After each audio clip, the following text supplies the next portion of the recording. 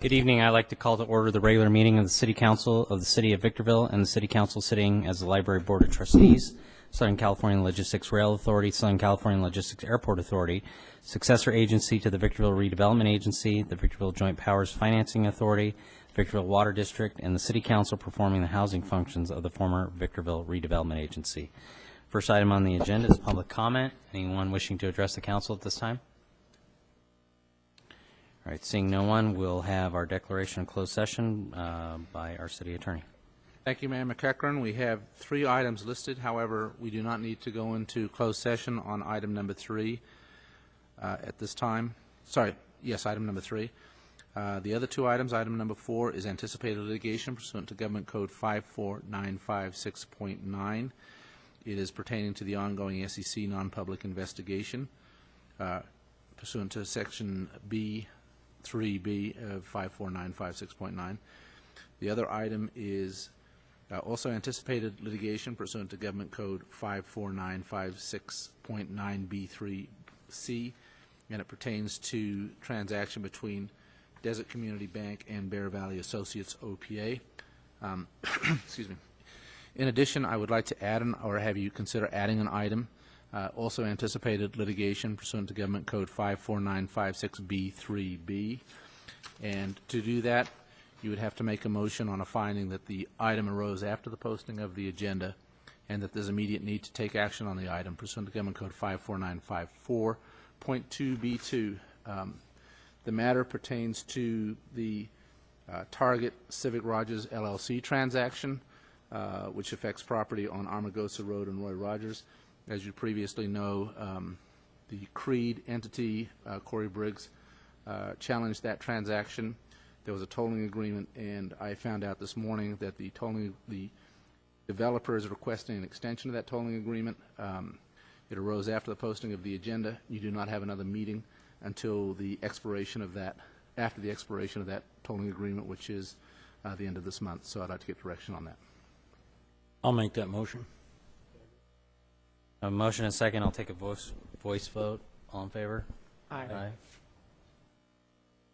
Then we'll add that item to the closed session, and we will now move into closed session. And to the extent there's reportable action, we will report it either at the conclusion of the closed session or immediately prior to the 7 o'clock meeting.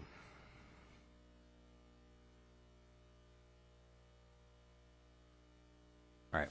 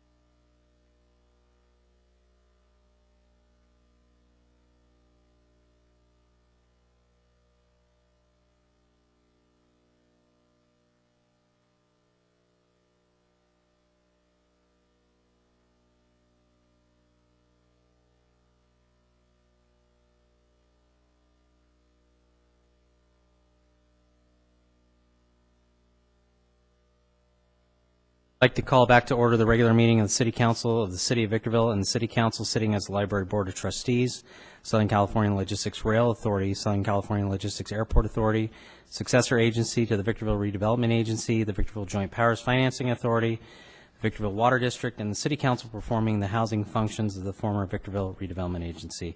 At this time, we'll have any announcements out of closed session.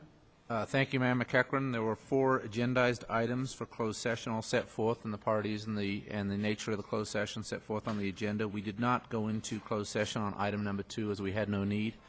With respect to item numbers 3, 4, 5, there was no reportable action. We also added a action pursuant to Government Code 54954.2b2, which was also anticipated litigation under Government Code 54956.9b3b, and there was no reportable action with respect to that either. So no reportable action with respect to the closed session items. All right, this time we'll move into our invocation and pledge of allegiance. Our invocation tonight will be led by Minister Scott from Burning Bush Church in Victorville, and our pledge of allegiance by Victorville Police Department Chief Don Yoder.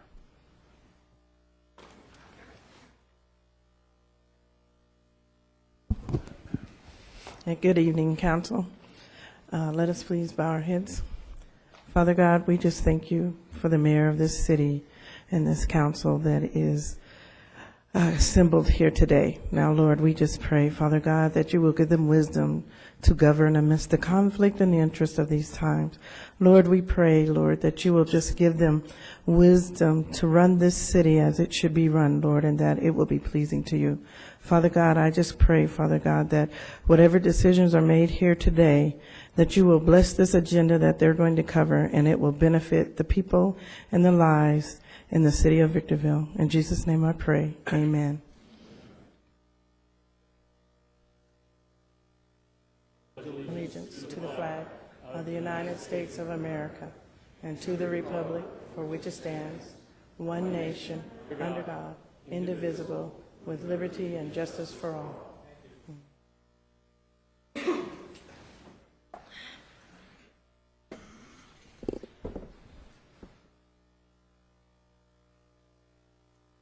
All right, at this time, we have a special presentation by Dalen Weinberg of the Victorville Police Department regarding the National Night Out event to be held on August 7th.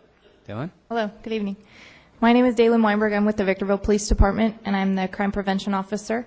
And I'm here to talk about the yearly event that goes on. I'm sure most of you have heard about it. It's called National Night Out, and it's a nationwide, basically a neighborhood watch street fair that we put on. Every city puts one on in a different way. They can either choose to do bring the community to them, or they can go out into the community and visit, their neighborhood watch programs. I know that a couple of you are involved in our neighborhood watch programs, and so we just want to extend an invite to all of you, the public as well, to bring our community together. We're going to have representatives from our local our sheriff's department. Target is one of the main sponsors. The National Association of Town Watch is also a main sponsor. We're just bringing a bunch of businesses together. They're going to have booths out there that are safety geared. Home Depot will be there with safety lighting and stuff like that to show the public, the citizens of Victorville, how to be safer in their communities. And it's also a way to get to know each other in your neighborhoods. So the event's going to be at Brentwood Park, right on Hook Boulevard, next to the school. It's going to be August 7th from 6 to 8 p.m. So bring your families out. It's a free event. We're going to have barbecue. We're going to have hot dogs, hamburgers, a specialty barbecue. So bring your families out. We're going to have games for the kids, and it's going to be a lot of fun. So thank you. Thank you. Mr. Mayor, I do have to point out that that's actually a council meeting night. It's always a conflict every year. Last year we didn't have any closed session, so all of us were able to go over to the National Night Out. This year I believe we do have closed session scheduled for the 7th, so for the most part none of us will be able to be there, but certainly we can tell the folks in our neighborhood about it and make sure that those neighborhood watch groups are able to go. Thank you. All right, at this time I'll have the city clerk present the agenda to the council. The City Council of the City of Victorville welcomes the public's participation in tonight's meeting. It is requested that all present please silence cell phones, pagers, and other electronic devices, and that personal conversations be kept to a minimum during the conduct of the meeting. Persons who wish to address the council on a specific item which appears on the agenda are requested to complete one of the white speaker cards that have been placed on the agenda table in the council chambers lobby and give it to the city clerk for the record prior to consideration of the item. The mayor will call upon each individual who has submitted a speaker card when the item comes up for discussion by the city council. The public comment period is the time and place for the general public to address the city council on any item within their jurisdiction that is not on the agenda. It is requested that a speaker card also be submitted to the city clerk for anyone who wishes to address the city council during the public comment period. Pursuant to Government Code Section 54954.3, state law prohibits the council from addressing any issue not previously included on the agenda. The council may receive testimony and set the matter to a subsequent meeting. Comments are to be limited to 3 minutes per speaker or less as deemed necessary by the mayor, depending upon the number of individuals desiring to speak. All communications are to be addressed directly to the city council. Individual comments to staff or members of the audience are not permitted. Individuals who fail to adhere to these guidelines may be asked to yield the floor. Any individual or group who engages in disruptive conduct during the meeting will be removed from the chambers by order of the mayor. Disruptive conduct includes, but is not limited to, addressing the council without being recognized, not addressing the subject before the council, repetitiously addressing the same subject, failing to relinquish the podium when requested to do so, verbal outbursts or comments from the audience. Thank you for your cooperation and adherence to these rules. All documents to be considered for approval at this meeting are before the City Council. The following revisions have been submitted for tonight's agenda. There is a revision to item number 11. It's additional information that has been presented by Councilmember Kennedy. There is a revision to agenda item number 20 that has been provided by the engineering department, and both of those items are on the dais for council's review. Those are all the revisions I have, Mayor McEachran.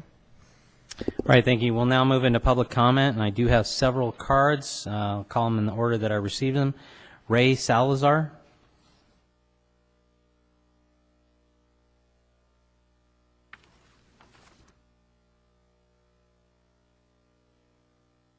Good evening, ladies and gentlemen. My name is Ray Salazar, and I believe you have my flyer in front of you right here.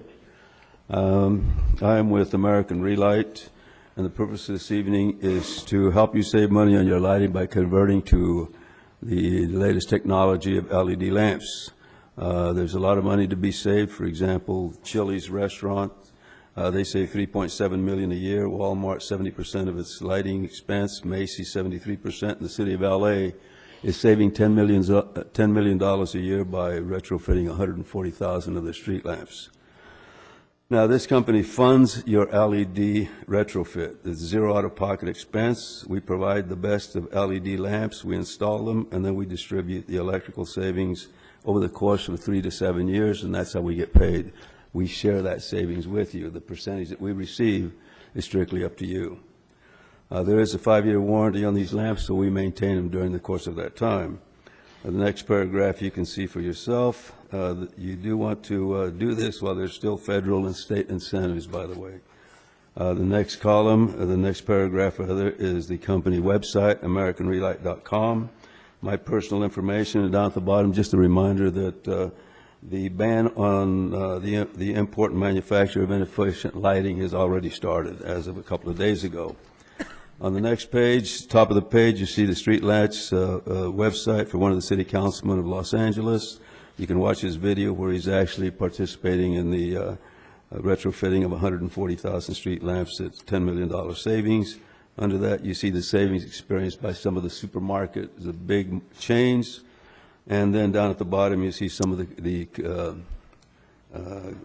different businesses that we help. Also, local government buildings such as this, correctional facilities, police and fire departments, stadiums, arenas, airports, and more. And as you know, you have a big airport here in town. On the third page, you see on the left column the incandescent bulb, which is banned as of 2 days ago. You cannot manufacture or import it into the United States. You can see on the right column the LEDs, and then on the extreme right column you see the savings by switching to the LEDs. And then on the next page, this is the next step. If you're interested, what we do is we come in, we do a complete audit of all of your lights that we will replace, a retrofit with the LEDs. We also need 12 months of your electric bills because we're going to prepare a proposal which we will present to you. You will review all the information, all the numbers and so forth, and then you will make your decision one way or the other, yes or no. Now, on the last page, you'll notice this is the website for Beaumont, California, which just is on the other side of San Bernardino, and you can see their experience with LEDs. Okay. Okay, thank you very much, ladies and gentlemen. You have a good evening, and I hope to hear from you soon. Thank you. Thank you. Frank Atkins?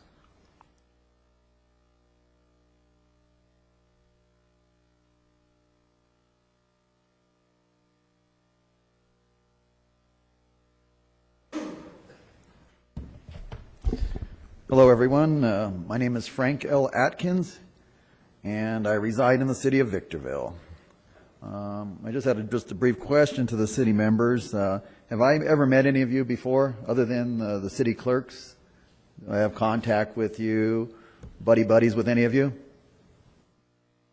Okay, so, all right. That said, the last few days I have done some research, requested and got copies of public records on our city elections over the last couple of years, 2008 and 2010, which covers all of you on the council. I have some of that information. In 2008, in general, the total population in the city of Victorville was 105,577. The elections were November 4, 2008. Total ballots cast were 27,395, and Rudy, Mike, and Ryan all were elected that year. As it appears, just a little more than 25% of our population participated in that election. In the census year, 2010, we had a total population in the city of Victorville of 115,903. November 2nd, 2010 was the date of the election. Total ballots cast were 18,964. That year, James and Angela were elected. Less than 20% of our population participated. I then looked up campaign contributions received by each current seated Victorville City Council member for the years in which they ran and won. James Kennedy, total contributions towards his 2010 campaign, according to the public records, 13,149 was the total contributions towards his 2010 campaign. Angela Vias, total contributions towards her 2010 campaign, 26,747 and looks like 19 cents. That covers the campaign of 2010. Neither of those two are incumbents for this particular election year in November of this year. Mike Rothschild's total contribution towards his 2008 campaign, $15,988. And that seat's not for sure if he decides to run. That seat's, up for grabs. Rudy I can pronounce it correctly. Calveras, sorry. Total contributions towards his 2008 campaign, $36,655.75, and that seat's not for sure if you run. And Ryan how do you pronounce it correctly? Cochran. McCracken. We're out of time. Okay. Go ahead. Total contributions towards his 2008 campaign, $1,407,000, 500 and is that correct? 147 is it 587 and 20 cents. And that's the total contributions towards his 2008 campaign. And that seat's not for sure if he decides or they decide to run. The city clerk, did I receive that information from you on Monday when I requested public records? I just find it interesting that all receive more in contributions towards their campaigns than the job pays, and as you see, some more than others. Yesterday, as the city clerk knows, I was the first to pull a nomination petition to get my name on the ballot to run for a seat on the Victorville City Council. I spent the entire day out in the sun yesterday, and that's why I got sunburned, talking to the residents and gathering the needed signatures to get my petition signed and get my name on the ballot. I gathered all the needed signatures, visiting with many of the good people of the city of Victorville, and I accomplished that goal. This morning I showed up at City Hall. I turned in my completed paperwork, my petition, and was sworn in by the city clerk. And just hours ago, it was confirmed that I am the first official candidate on the ballot in November for the position of Victorville City Council. And I thank the wonderful people and residents that signed the petition. And I hope to be seated up there and doing good for our city. And we got to stop things that are going on and going wrong. And I'll speak later today. Thank you. Thank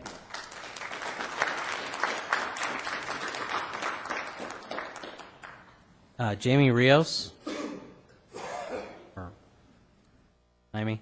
Maybe it's Jaime. That's fine. Good evening. I know some of you I do not know. I've been a longtime resident of the city of Victorville. I was raised my whole life here.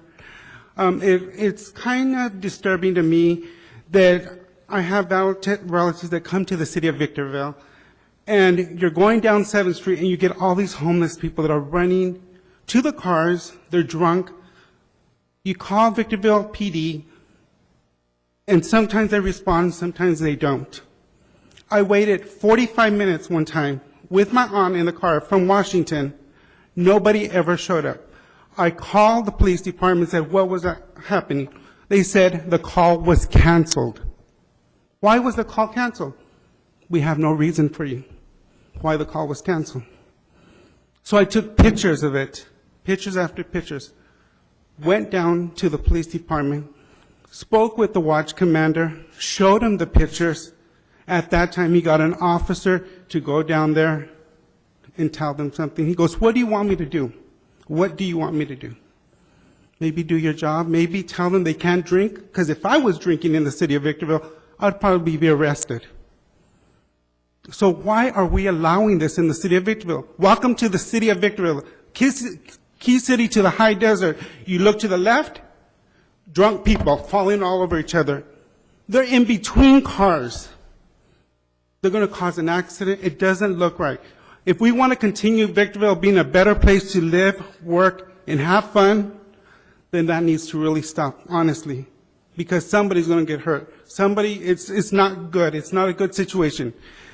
How do you bring new residents to the high desert when they see that? They're banging on their windows of their vehicles. I ask you guys to please take it in your heart and consider that this needs to stop. I thank you so much.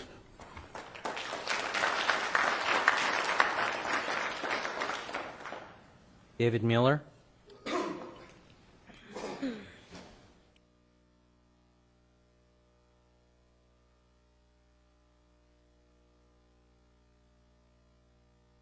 Good evening, Mayor and Council. My name's Dave Mueller. I'm with highdesertpolitics.org. I think July 3rd, when I was before this council, I was complaining about the closed sessions not being reported out. And I was told, and I believe it's a matter of public record, it's on tape, that Mr. DeBortnowski said, well, the reason we're not reporting out is because the defendants haven't agreed to the settlements. And I did a story on this because I took the time, like this other gentleman, to file a California Public Records request, and I got the copies of those agreements. In Mr. Bob Barker's case, he had agreed on June 20th to settle. Mr. Lee, the date that was provided by the attorney or someone from the city was for the month of July, but they crossed that out and they put the month of June on their when they signed, June 13th. So that would have given this council at least 2 meetings to report out, but you didn't do it. And what Mr. DeBortnowski said was a flat-out lie, because even though you haven't met, like my site and my story brings up, somebody had to authorize that agreement. You had to have had a meeting to provide the agreement for him to present. So you are doing things behind closed doors that's illegal. I've once again filed complaints about it with the Attorney General and Mike Ramos, and he's not going to do anything. Why? Because he's worthless. He's worthless. And so, tonight we're going to do this again later on. I've decided to label you gentlemen, I've given you a name. You're the honey badgers. The honey badgers don't care. You don't care about the law. You don't care about the people of this city. And you show it over and over again in these meetings by the stupid things you approve, the wastefulness of the tax dollars that are in the coffers of this city. And I'm going to keep coming here. I'm different from most media outlets. Most of them are nothing but weathermen. They're going to tell you tomorrow's going to be beautiful. Well, we already know that. And we'll already know tomorrow the results of this meeting, because they simply just take down notes. Who said what? Nobody does any investigative journalism anymore. They don't dig into the details of what's going on. Agenda item 11, I'm going to speak later on that, and I'm going to point out what I'm talking about, the difference between being a weatherman and digging investigative journalism. Thank you.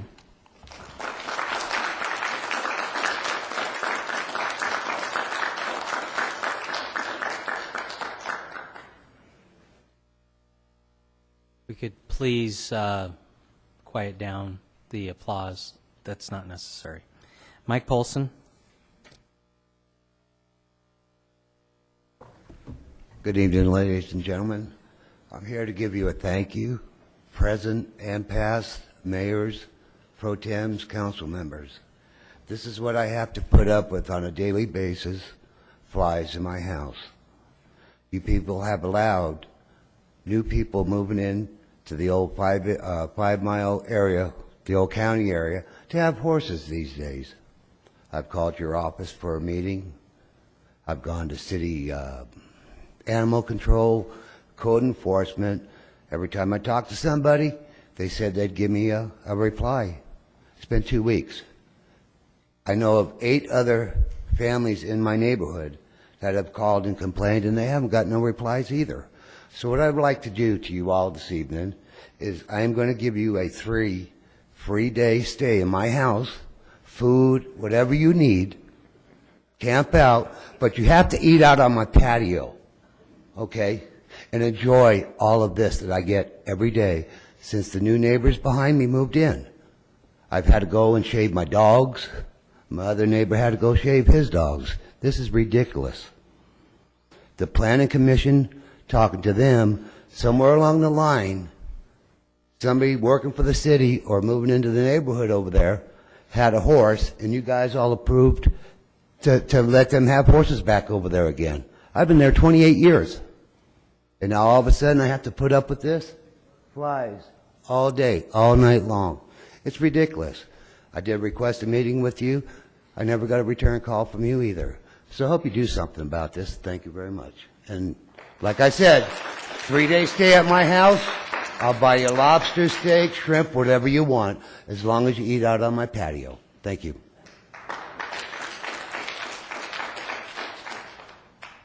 Melinda O'Connor.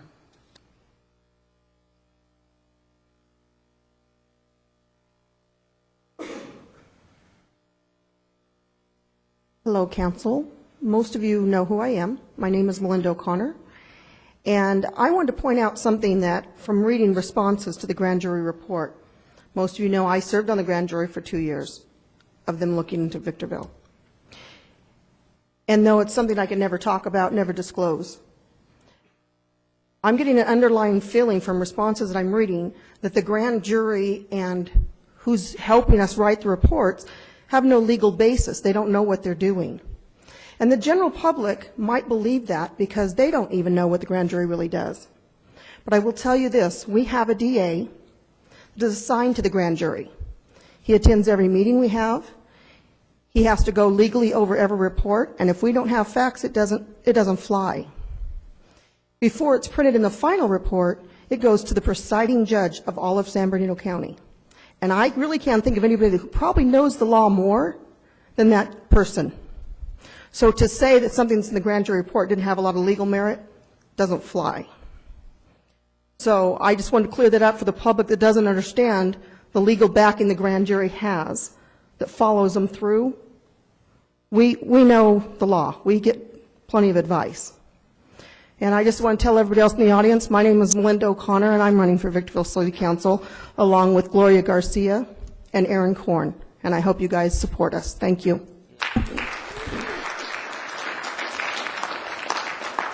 Melinda, it's not normal nor the practice of this council to ask questions, but since you served on the grand jury, can you tell me why your grand jury did not issue a report when I asked for it in the forensic audit? Well, if you kind of listen to what I said in the beginning. No, I asked you for a question. I asked you to answer a question.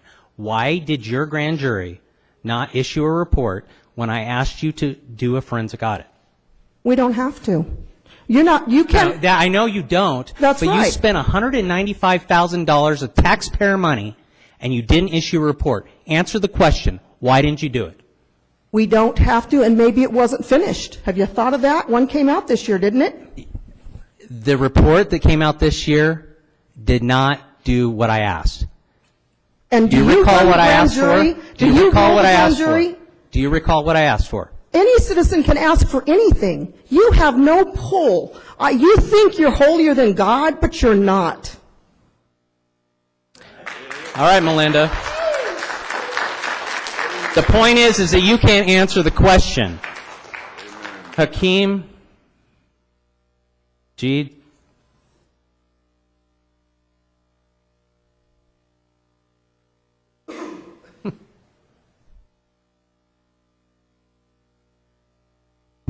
It's a pleasure to speak to you, Honorable Mayor and Council. My name is Hakeem Majid, and I live in Victorville. And since the last time we had a chance to speak, a bad crime happened to one of my neighbors in Brentwood Park. He was beat up, and I was wondering. I know last time we spoke, and I asked, does the city have a crime plan in place, and does that crime plan address address Brentwood? If not, then it's something that we should probably consider. And if so, I'd love to see more law enforcement in my community, in my neighborhood. The gentleman that got beat up that was on my street didn't do nothing. A kind gentleman, always speaks, always says hello, wasn't warranted at all. So I'm really concerned with the crime that's just happening in my neighborhood. And the second thing I want to talk was a dear friend of mine brought up to me that the last time I spoke with you guys was I made some generalizations about our recreation department and services not being available. Well, I'd like to correct that. I'd like to say the services, the people that I'm around mostly don't have access to those services, the recreational services. I don't know how much football costs flag. I know we mentioned flag football, but I know that $60 or $70 for a sport may be a bit excessive for a parent who's laid off. You know, that $60 could actually be an electric bill or something like that. One of the things I would ask the council to do is consider more recreation programs and make them a little bit more affordable for all of our citizens. Moving forward with all of us moving forward as a whole community is the only way we can truly move forward. I thank you for your time.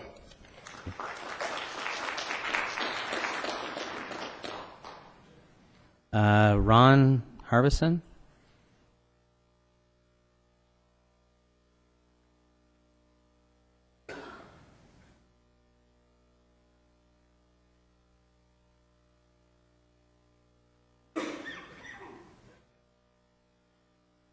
Thank you, the city council and your employees over there.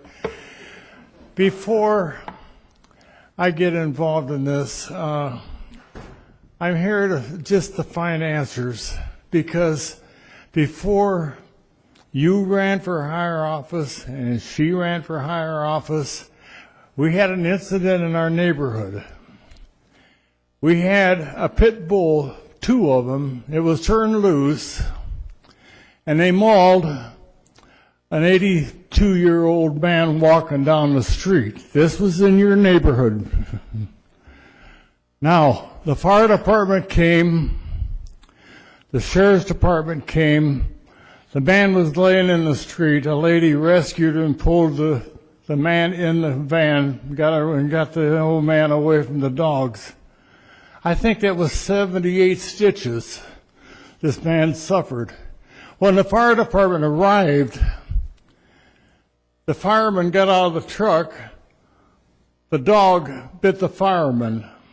Now, they came in my yard because there was one remaining dog, the 3rd dog in the yard. They shot one, they tranquilized one. They came in my yard, asked permission, they could come in and shoot the 2nd dog, or the 3rd dog, which they did. Now, I want to know why it was hushed up. The city, when I called the lady that answers the phone to the city council, she said, I'll give the message to all the city councilmen. You were running for office, you were running for office there. I don't know the date of this incident, but maybe it's because this guy was just a poor old Mexican or a senior citizen. You guys didn't give a darn. But it kind of makes me wonder, government by the people, for the people, should not perish. And why does it in Victorville? And I believe when you get an ER call like this, where they're shooting down in your street, live ammunition, I think the citizens have the right to be heard. I think the city council ought to be notified. There wasn't one of you 4 people that called me. Now, I'm not saying that you knew about it. I'm saying that possibly I was screened out of this call. And I think in future incidents like this, where pit bulls or any dog is involved, I think the homeowner that has the dogs, whether they're licensed or not, where they released the run and attacked an 87-year-old guy, it makes no sense to me. They should at least pay the police department, the service calls, and the ambulance. The city council did a deaf ear on it. Rudy, this was down on Apple Creek Drive. Did you hear about it? Who is the secretary for you people when I call the city council? I'm not going to answer anything Pardon? right now. If you want to talk to me after the meeting, we can discuss it. Am I done? Well, thank you very much. And Angela, I've tried to call you in the past, and when I call there, they don't give your phone number out. They don't even forward my name to you. But this was all about that. Thank you very much. This is on the record. Pardon? My cell phone number is 760-662-0152. I'll get it after the meeting, Angela. Thank you. It'll be on record for anyone else that wants it.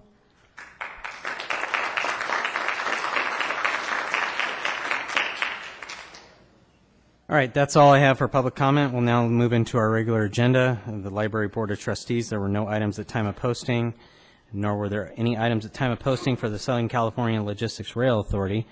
Under the Southern California Logistics Airport Authority, we do have a presentation request to ratify the landlord's waiver and consent by and between Southern California Logistics Authority, Leading Edge Aviation Services, and FS Investment Corporation.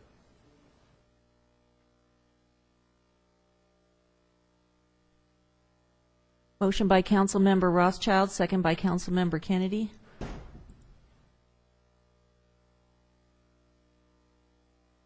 Motion carries unanimously. Under the successor agency to the redevelopment agency, agenda item number 9, presentation of request to adopt resolution R-SA-12-005 entitled A Resolution of the City Council of the City of Victorville sitting as the governing board of the successor agency to the Victorville Redevelopment Agency, adopting the Conflict of Interest Code of the successor agency. Motion by Mayor Pro Tem Cabrera, second by Councilmember Kennedy.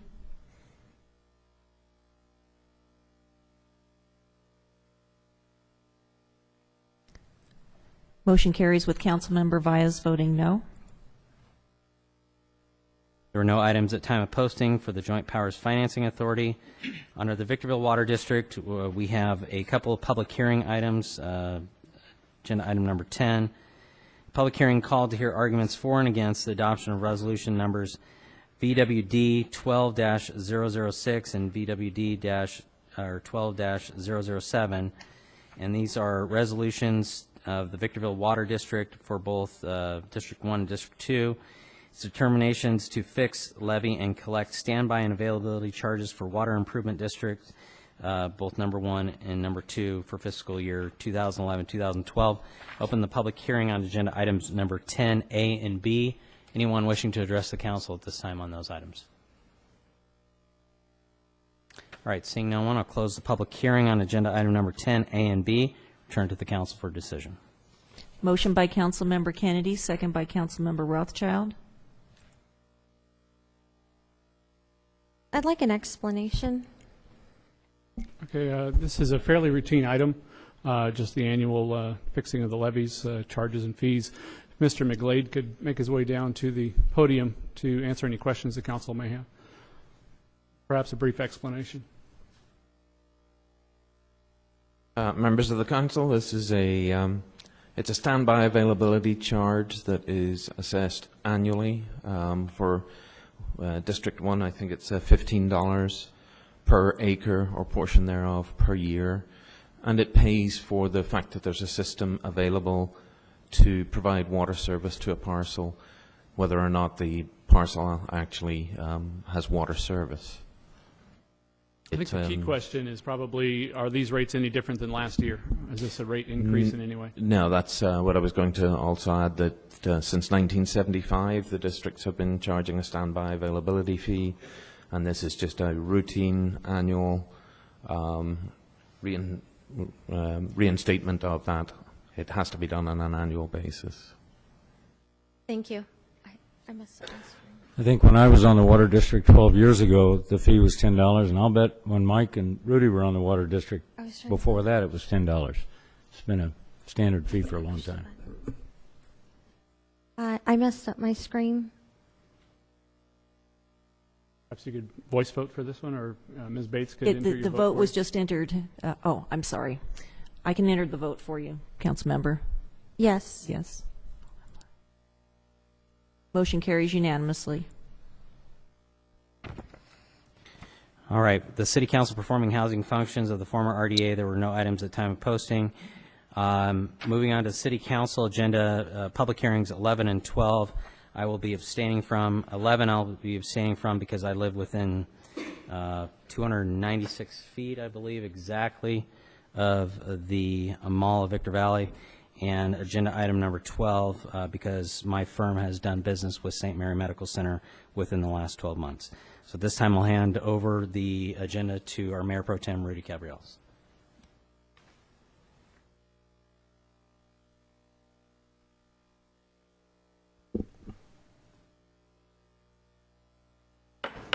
I'll open the public hearing, call to hear arguments for and against approving development agreement PLN 12-00014, an introduction of ordinance number 2291 entitled an ordinance of the City of Victorville to allow a development agreement PLN 12-00014 between the City of Victorville and Marriage Victor Valley Limited, a limited liability company, in connection with Mall of Victor Valley improvements.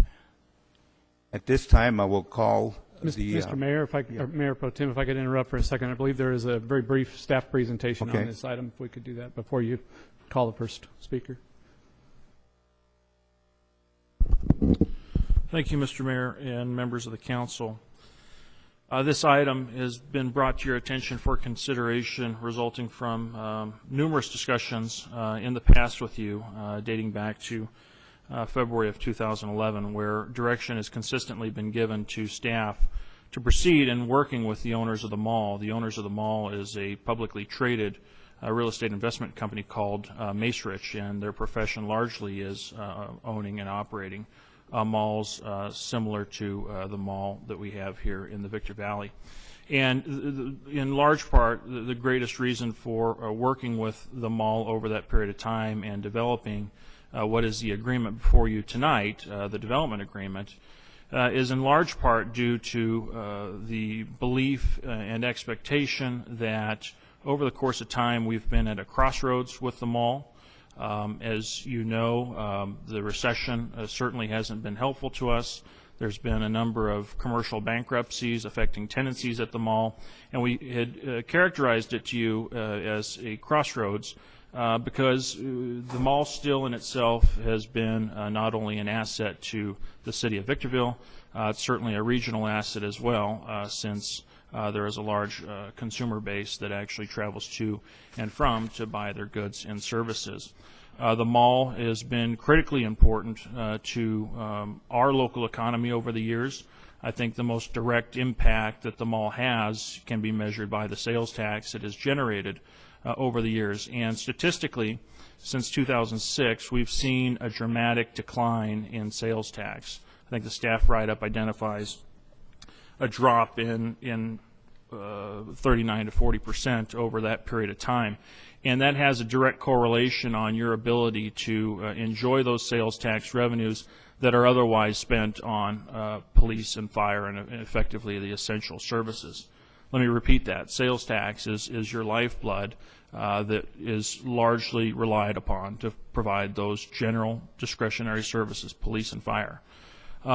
Certainly there has been concern that if there is nothing to be done with the mall, and the mall was allowed to just evolve naturally, concern becomes whether or not competition in the regional marketplace could cause the potential retailers that would otherwise locate at the mall locating in neighboring jurisdictions. And certainly concern becomes as to whether or not we can continue to sustain the level of sales tax we have currently to provide those essential public services. So council had directed staff to move forward in developing a document that has become the document that is before you today, which is a development agreement that does a number of things. First and foremost, it provides vesting rights to the owner of the mall, very similar to your more traditional development agreements, where it gives them certainty to build out the site plan that has been already approved at the Planning Commission's level. In this case, the site plan that we're generally familiar with involves a redevelopment of the mall that includes an expansion of a former Gottschalk's building, which will become the Macy's. That is work that is underway right now. It also includes an expansion of a building that was once the former Mervyn's facility, which is now going to become a larger, newer store format for JCPenney. And it allows for the repositioning of what is now the JCPenney facility to become new opportunities for new retail attraction at the mall. One of the other compelling reasons as to why the city was interested in doing something was beyond just the motivation for sales tax. The mall has been a mall that I think largely has been characterized as a hangout for a much younger demographic. The council has expressed desire to try to diversify or find a way to diversify the consumer mix that goes to the mall, perhaps even trying to attract a much more adult-oriented in the sense of clothes and food and restaurants and things of that nature. Largely because we've also experienced crime complaints over the time due to the loitering element. So there's been a large number of reasons and goals that had gone into us working with the mall over the years. And what we had developed is a transaction that not only provides them with vesting rights, but more importantly, it also provides a financial incentive for the mall to be successful. This structure or this agreement includes a sales tax increment component. Currently, the level of sales tax that the city enjoys is about $1 million a year. And the way this transaction works, we've actually preserved that as a floor. So we're not sharing in that amount. What we've made available to encourage the mall to achieve our goals is made available that incremental sales tax that they generate. So, for example, if next year they generate $1.5 million in sales tax, what they would enjoy would be the incremental difference, and allows us the opportunity as a city to at least preserve our current funding levels, which is critically important for this city, especially in its need and its desire to provide the level of public service. Alternatively, what we've been staring at, and the biggest fear that we've had, is doing nothing certainly would potentially cause the mall to die a very slow death, could potentially become a much larger facility that houses things as extreme as becoming an indoor swap meet. Certainly not in our better interest, and we've even done estimates to figure if we did nothing to the mall to help them become a better center for this region and a greater generator of sales tax for the community, we've actually estimated annual 4% declines over the year, which has a dramatic effect to your discretionary ability in 5 years and even 10 years to continue to provide the essential service. So the transaction before you does a number of things, but what it doesn't do is just give away the level of funding that we currently have. We actually believe that this is a very one-sided agreement in the city's favor, in that it puts the greatest amount of risk on the developer's shoulders. In fact, the developer does not get rewarded, very basically, unless they actually perform under this contract. So I'm not even necessarily sure it's easy for them to take on that risk, but it's certainly something that they've agreed to, and that's why the agreement is before us. Resulting from this agreement, we certainly can expect the completion of a lot of those projects that you have. There's also a number of tenants that the mall is working with that they can't disclose right now that I think would certainly bring better opportunities for the residents of Victorville.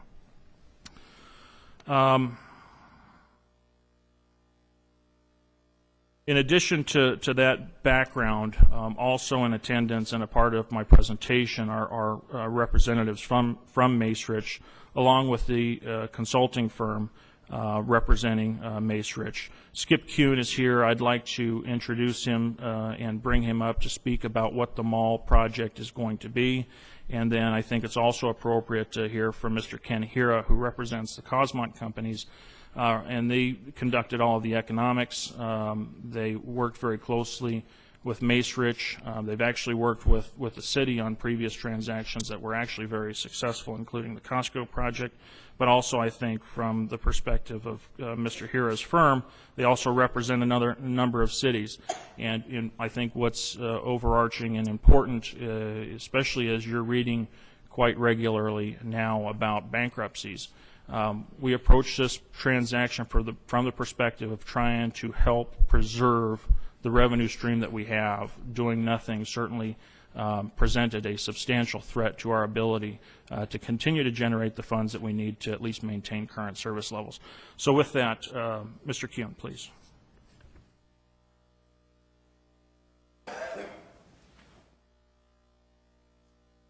Good evening, Mayor Pro Tem Cabriales, members of the council. My name is Skip Kuhn. I'm Vice President of Development for Macerich.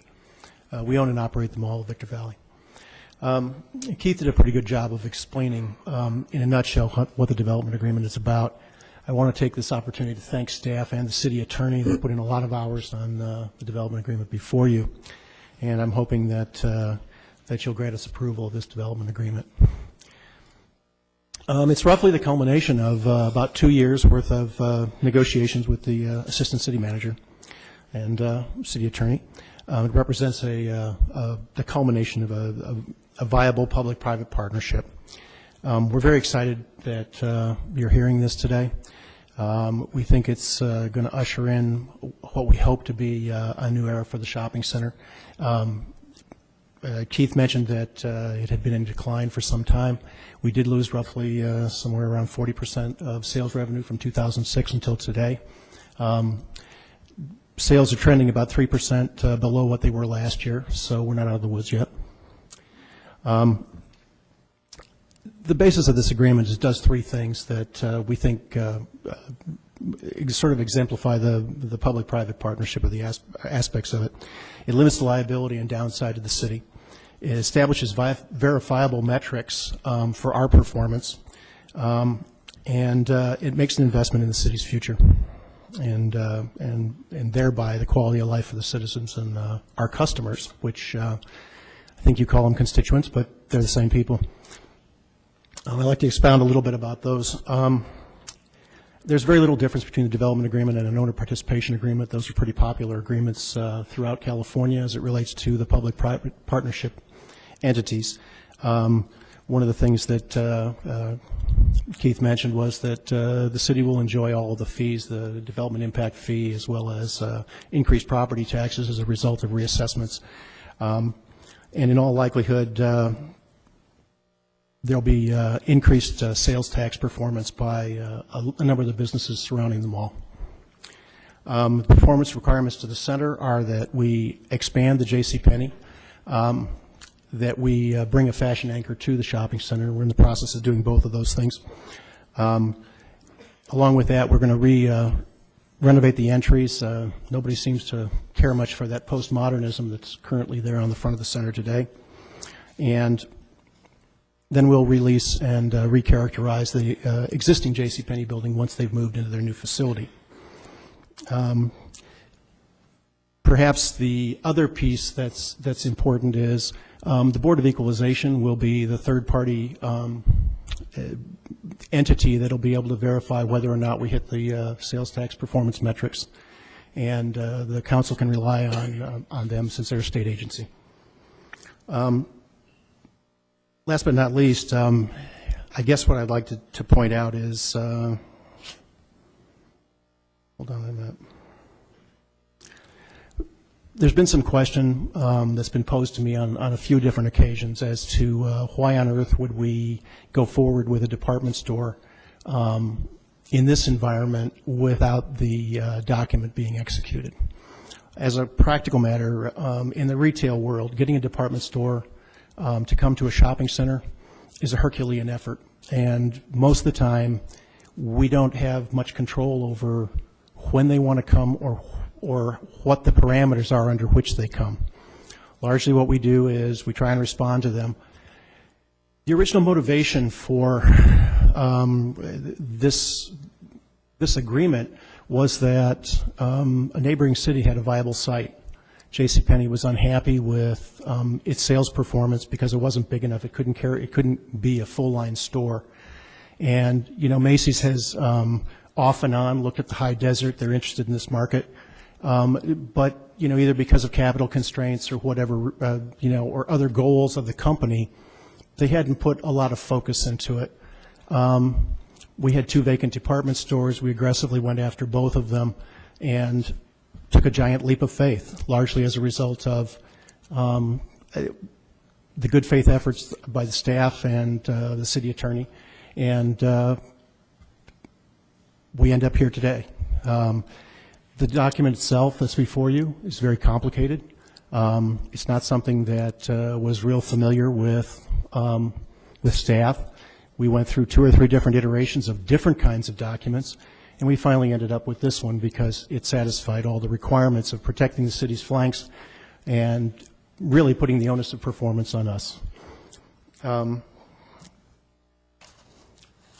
With that said, I'm here to answer any questions the council may have. Questions? Mike?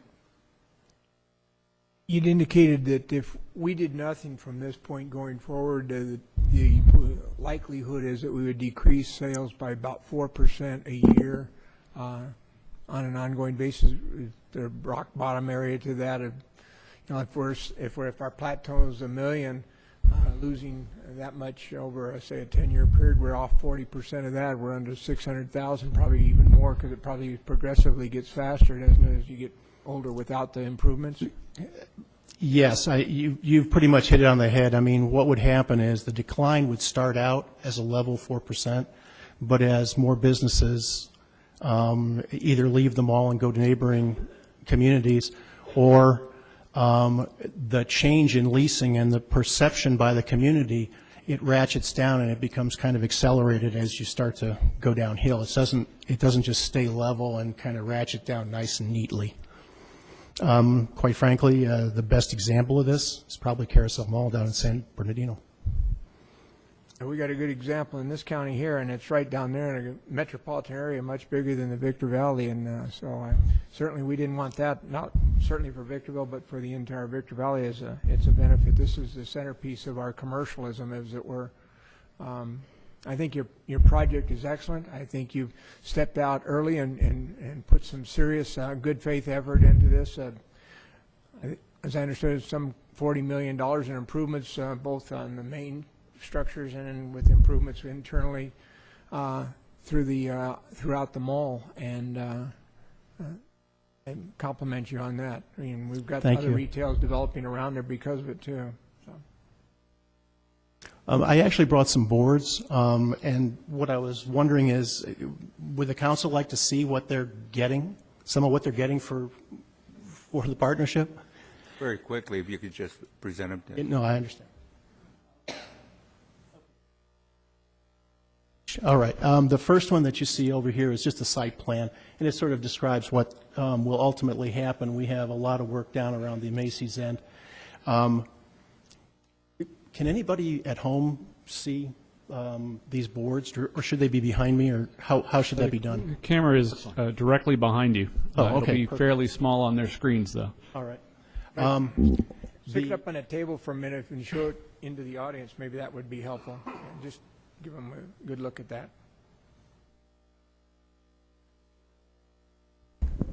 Can you all see this? Great. What it shows is this is the end of the mall that used to be Mervyn's, and you're going to get a new JCPenney, and it's in their new format. You've probably seen the ads on TV about they're going to have the value pricing all the time instead of just sales that go up and down and up and down.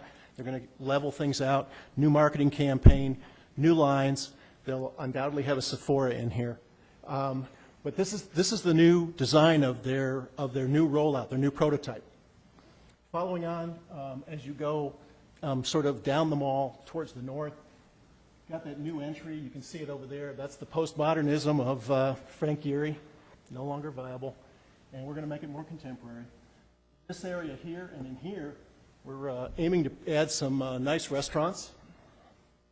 Then you get over to this piece right here, which is actually the old Penny building. This is an artist's depiction. Most of the tenants, when we lease to them, they want iconic looks of their own. They want their own designs out there. And so consequently, we've kind of looked at this as if it's like 4 or 5 different stores. Once we actually get those leases inked, we'll come back and be going to the planning department to show them what the designs actually look like. This is kind of a placeholder, but it's the idea behind what we're trying to do. Then you get down to the next entry down here. You have Barnes & Noble right here. And then we have Macy's starts right about here and goes all the way to the end. This is Macy's new prototype for their 103,000-foot store. They just opened one in Santan Village a couple of years ago in Arizona. And so we're getting a state-of-the-art Macy's as well. Now, all of you were looking at the back of the boards. We've seen them. Yeah, no problem. Thank you. Do you have any questions? Try not to ruin the microphone here. This isn't exactly a question, it's more of a comment. And I'm not sure that everybody in the room understands how the sales tax actually works. When we go to a store and buy something and sales tax gets charged, we pay 7.75%. I think I've got my percentages right.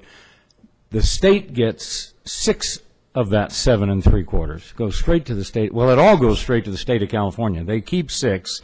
They send 0.75% to the county, and they send 1% to the city.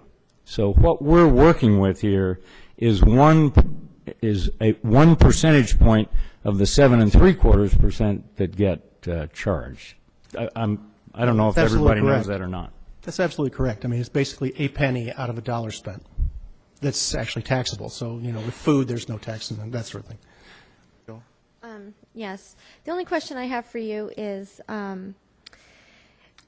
Mervyn's went out of business. They went bankrupt. Is that right? That's correct, in 2008. and so did Gottschalk's. So I'm wondering, At the beginning of 2009. right, so I'm wondering, why do you think Macy's is going to make it if they can't make it here? Quite frankly, because of the strength of Macy's, and it's the #1 requested department store. Well, my concern is that Mervyn's was fairly cheap, compared to Macy's. So I'm wondering if they weren't able to rack up the business. I'm concerned that if Macy's closes business. Now, I want to make sure I understand. So you sold $19 million worth of property. No, actually, we haven't. We haven't closed on the deal yet. You haven't closed the deal. Okay. No. So the deal is going to be that for $1, Macy's bought that property, that building, and all the retrofitting and remodeling that you project is going to cost approximately $19 million. Is that correct? It's the appraised value. I'm sorry, what was that? It's the appraised value. Okay. So you're giving away that to Macy's. And then the sales tax revenue is going to pay off over the next 28 years that 19 that you gave away. Is that correct? No, not really. The deal that we've done with Macy's is strictly our deal. Why are we pay 19 back? It's largely as a result of a contribution that enables us to move this expansion forward. And as a practical matter, we acted in good faith and took the leap of faith. And we're now delivering on at least our part of the bargain within the development agreement. Skip, would it be? Mr. Mayor, I have to, the deal between two independent businesses and how they decide to conduct business is their business. Is that any of the business of the city council? We're concerned about the sales tax issue on this mall. That's what we're here to talk about. Am I right? Correct. About whether we should do that, whether we should participate in that. I don't care what deal you made with Macy's. Doesn't matter to me at all. Not at all. It does. Your business. It does to me, so let me finish. Okay, you had one question. Can you finish on that? Okay, so you want to at least make up that 19 million that you gave away. Is that correct? Well, we haven't given away anything. Yet. Okay. What happens if this deal isn't rubber stamped tonight?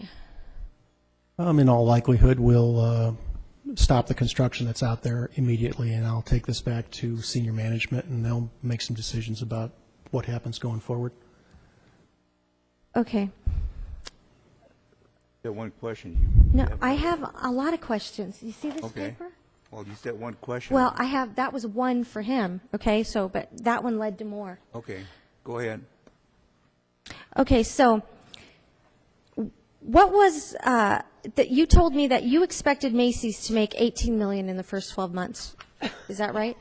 No, what I told you was that I expect, or I should say that what Macy's and what Penny's are hoping they do is approximately $18 million in sales and approximately $16 million in sales. Okay. We don't expect that it's actually going to happen in the first 12 months, but it'll ramp up to there. Okay. So what I'm concerned is that if Macy's doesn't feel that the business is viable enough for them to come in and invest their own money in Victorville, then maybe it's not a viable business. And that's my concern. Because normally, to me, if it's a viable business, they'll succeed. And the investors will come in and pay for it, not the taxpayers. So that's my concern with that. But I do have other questions for legal counsel and maybe staff. What exactly are the taxpayers paying for in this deal? Can you explain that? Nothing. What's the 19 million going for? Well, it's a public-private partnership. What we asked for was the contribution. If you do the extrapolation of the payment situation, roughly in the 28 years, the city will get $28 million, and we might get zero. Mr. Kuhn, it might help to give just the most general concept of how malls work, because the anchors are traditionally a large component that helps seed a much different element of what the mall really is. So it's not uncommon, if I understand correctly, that with respect to anchors, you're cutting a deal just to get them there. Well, that's correct. I mean, the anchors, okay, this is a little primer on regional mall development, but the anchors are bringing traffic. That's the reason why they get sweetheart deals. They're not particularly lucrative for the developer. They typically get free land, free site. Frequently, you know, they don't pay any rent and that sort of thing. And when I say free land and free site, I mean they get their piece of the shopping center, so that when, you know, the earth swallows up the evil developer, they can continue to operate. They usually get an entrance off the main streets. They get all their parking lot. They get all their utilities brought to them. They get pretty much everything, and all they do is build a building and operate. They bring traffic. By virtue of bringing Macy's here, it is already helping us re-merchandise the shopping center. We've got some better stores coming. Haven't inked the deals yet, so I can't really talk about them, but the ICSC this year was pretty positive for us. It's starting to pay some of the dividends. Keith mentioned that you wanted it to have more appeal to adults and not be quite such a hangout and that sort of thing. Some of these merchants are actually, I think, going to appeal to businesswomen by bringing Macy's, which I don't think is any danger of failing as a business anytime soon. And in fact, within the development agreement, their operating covenant is passed through to the city.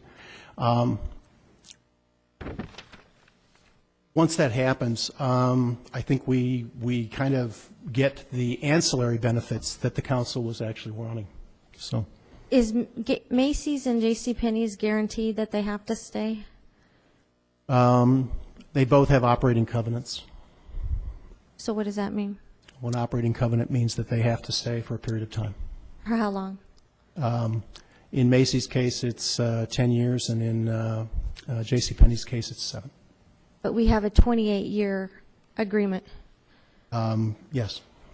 And the premise of the agreement is that if those department stores go dark, it's on us to fill them, and you don't pay.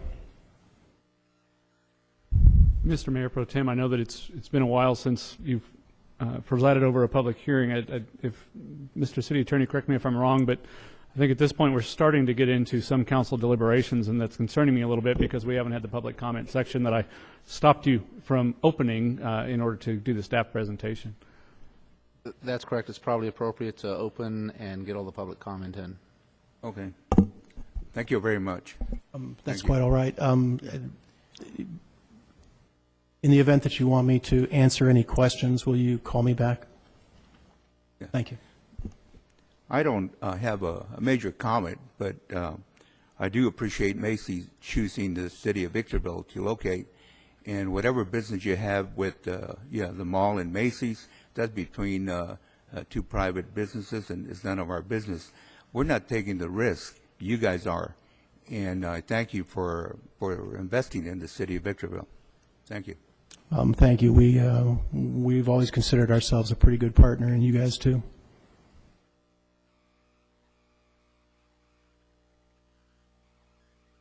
Do you still want to hear from Mr. Hero? Public comment. Yes, let's get through with the public comment portion, and then Okay. if you wish to speak to the council, you may. Okay. The public hearing is now open under item 11. I do have some cards.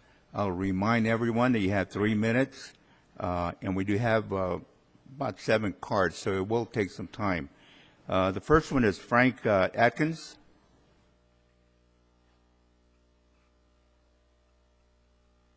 How soon can they do another grand jury investigation if things keep going the way they're going?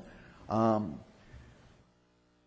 talked to the city clerk today because I've been trying to get information on this project. I was watching the city council meeting last Tuesday at home, and Angela seemed to be even unaware of what's going on, and she asked some good questions. And my understanding is Thursday is when it was posted. It's online for us to see. But the city has got over 100,000 residents. Don't see 100,000 here. And the screen up there just says nothing much, no facts, no information. And the public and I don't believe the council has had enough time to fully see whatever the city attorney and the assistant manager, from what he said, 2 years, there's been discussions without anybody knowing. I didn't know about this till Tuesday. What's going on? I mean, this is, we are the people, you know. You're representing the people. But this stuff for 2 years behind our backs, that can't happen no more. We got the city of San Bernardino bankrupt. We don't need that here. I care about this city. I moved here in 2006, and prior to that I had great hopes and aspirations of this city. I bought a lot out here in 2011. It still sits vacant because my dreams are shattered when I find out how this city is run. 2006, the council run unopposed. I thought I must be in the greatest city in the world when nobody's going to run against them.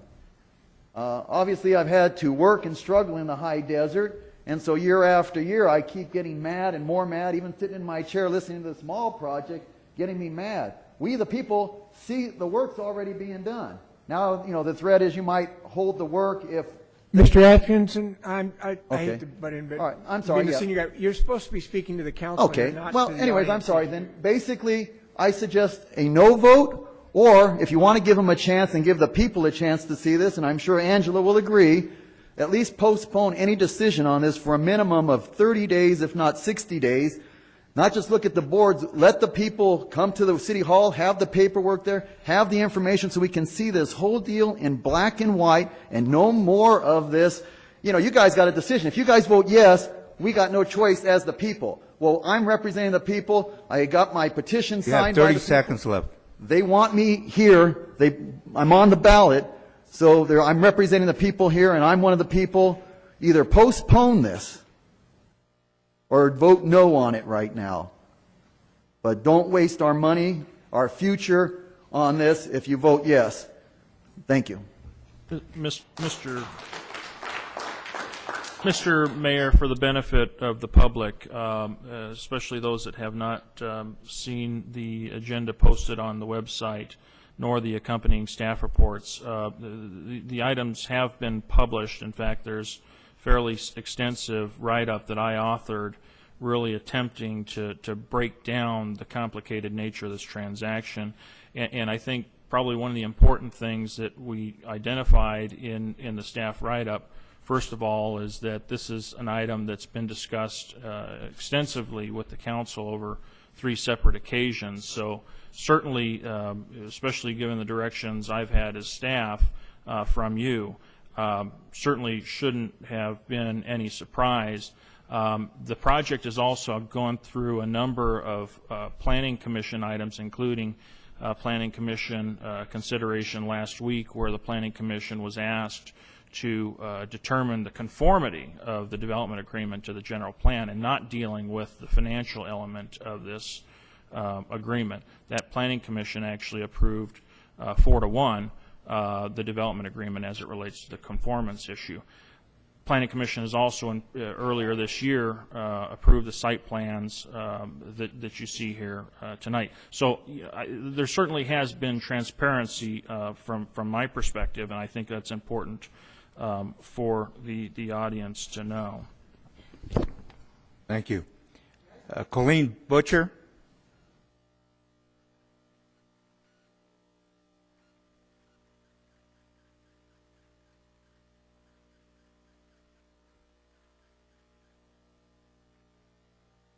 Good evening, Mayor, Council, staff. My name is Colleen Butcher. I'm a commercial realtor in the community, and my focus is shopping center development and retail development. And I'd just like to tell you that the announcement of Macy's coming to our community and the announcement of JCPenney's expanding at the mall has had a universal effect, not only in Victorville, but the other surrounding communities in the retail development shopping center arena.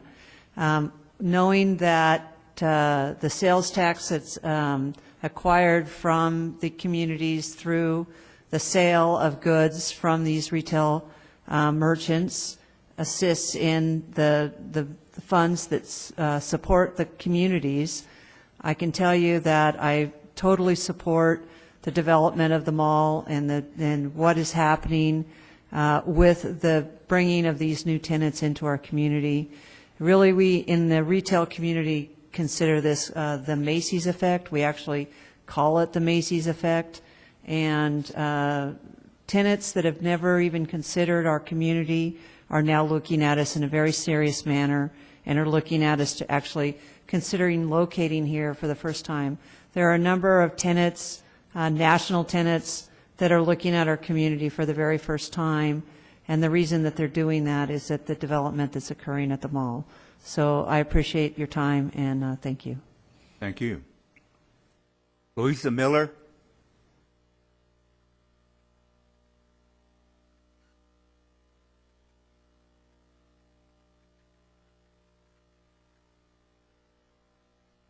Mayor Pro Tem, city staff, council members.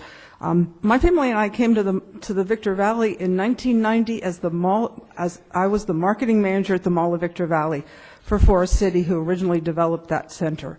And they'd only been open for 4 years at that time. And even back then, there was talk about the idea that the department stores weren't large enough.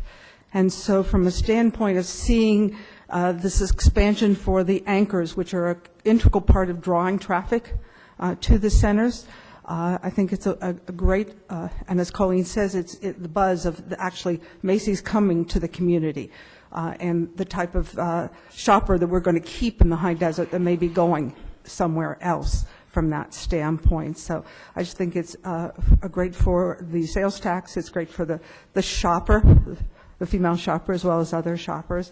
I'm also currently the president of High Desert Opportunity, which is an economic development, and we're always supportive of new economic development opportunities within the community. So thank you very much. Thank you. David Mueller?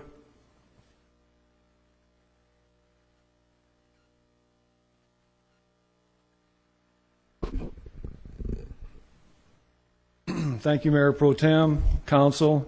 My name is Dave Mueller. I'm with highdesertpolitics.org. I'm going to preface my comments by saying I am objecting during this public hearing to all issues both known to me and unknown at this time concerning this. July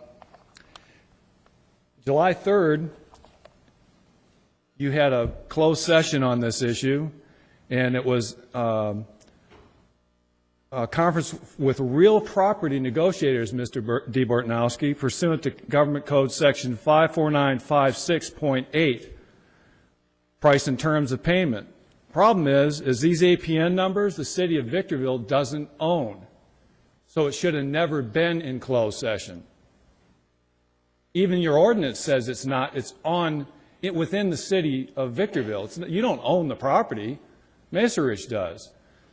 You know, I get a kick out of that. I'll bet at your country club meetings, you guys sit around, you're drinking your scotch on the rocks, and you're saying, that god darn Obama doing this government takeover of GM.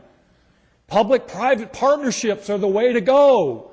We can't do anything on our own anymore if the government's not involved. You guys are fools. Let Mesa Ridge do this. Let them develop their property. They own it. Let them have Macy's come in. Why is the city even involved in this? And why are you having closed session secret meetings for something that the public should know? Even tonight, Mr. Kennedy, didn't you just read, City Clerk, that there's something that was added? Nobody has seen what you added. It's on the dais, but we don't get to see it as the public.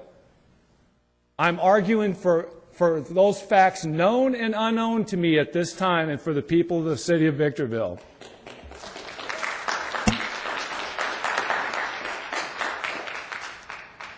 You are gifting public funds to a private company. Whatever the sales tax arrangement is, if the city's involved in it, how many times have we been told, hey, if we build Foxborough, it's going to bring jobs. It's a public-private partnership, and it's a great deal for the people of Victorville. What have they gotten? Property tax debt. Nothing. SCLA, public-private partnership. Excellent deal for the people of Victorville. What do they have? $100 million worth of property debt. But you keep saying, oh, it's not the city's, Mr. Kennedy. It's not the city's debt. It is property tax debt that is a black hole until it's paid off.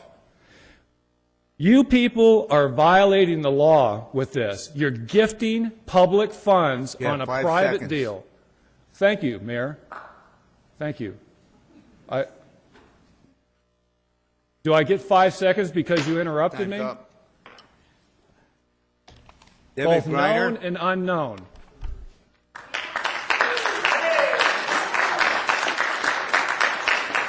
David Griner.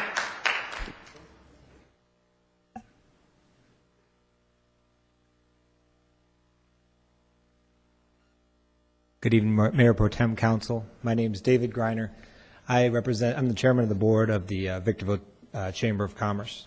The Victorville Chamber of Commerce speak on behalf of the 500 members, nonprofit and profit members. The Victorville Chamber of Commerce is supportive of having a Macy's and having the expansion to the mall, especially when we look at the failure of 2 tenants nationally.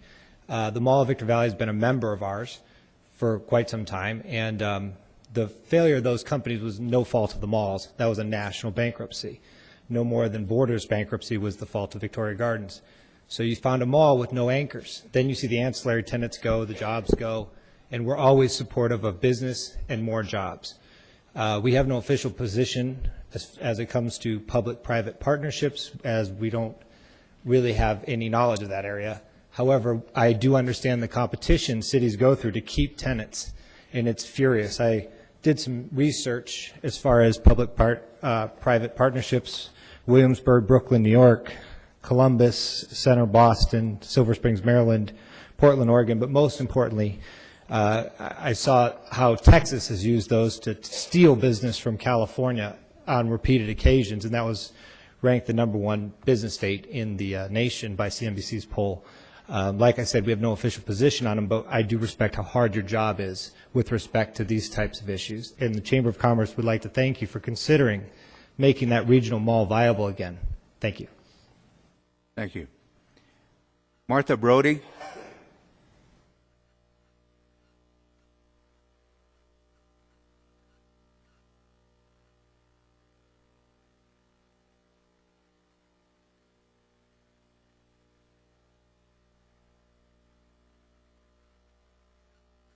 Good evening. I live in the city of Victorville. You have my address in front of you. I am a businesswoman. I'm an advocate for seniors. I want to come to you tonight. I don't know all the logistics on the money. What's important to me is, as a citizen, is that Macy's and the expansion of JCPenney's will create jobs. The city of Victorville is one of the highest percentage of unemployment in San Bernardino County right now. Entry jobs for our kids getting out of high school, there are none right now. There are none. I have a daughter who has a master's in education with a special credentialing in special education. And starting 3 weeks from now, we'll be traveling 200 miles every day round trip to teach because she could not find a job here in the Victor Valley. I have a son-in-law who works for San Bernardino County Fire that commutes to his job in Bloomington every other day. So no matter how we all feel about each other, the 4 of you, please come together for what's best for the city of Victorville in creating jobs for our kids. I have grandchildren that I'm concerned about that are in our school system here in Victorville. What's going to happen to them? I don't want what's happened to my daughter, that she has to travel 200 miles round trip each day to teach because she couldn't find a job here in Victorville. It's very sad. The other thing I want to tell you, the Mall of Victor Valley is very good to all the cities. I left a job in December that I was with for 7 years, and I think each one of you know that that job every year at Christmas time, had a program called Santa to a Senior. And we'd put Christmas trees up. And J.C. Penney's, for the last 9 years, has been the anchor store to that program. And I'm sure you all know that that program provides Christmas gifts to seniors who are less fortunate than others. And last year, I stayed long enough to see that program through and at Home Instead Senior Care, and we provided over 900 seniors with over 4,000 gifts. 5 seconds. And I can tell you that most of those gifts were bought within the mall. I thank each one of you for the job ahead of you, and do what's best for all of us. Thank you. Thank you. The last card I have is, I can't pronounce the last name, I can't make it out, but the first name is Vimel. Did I say it right?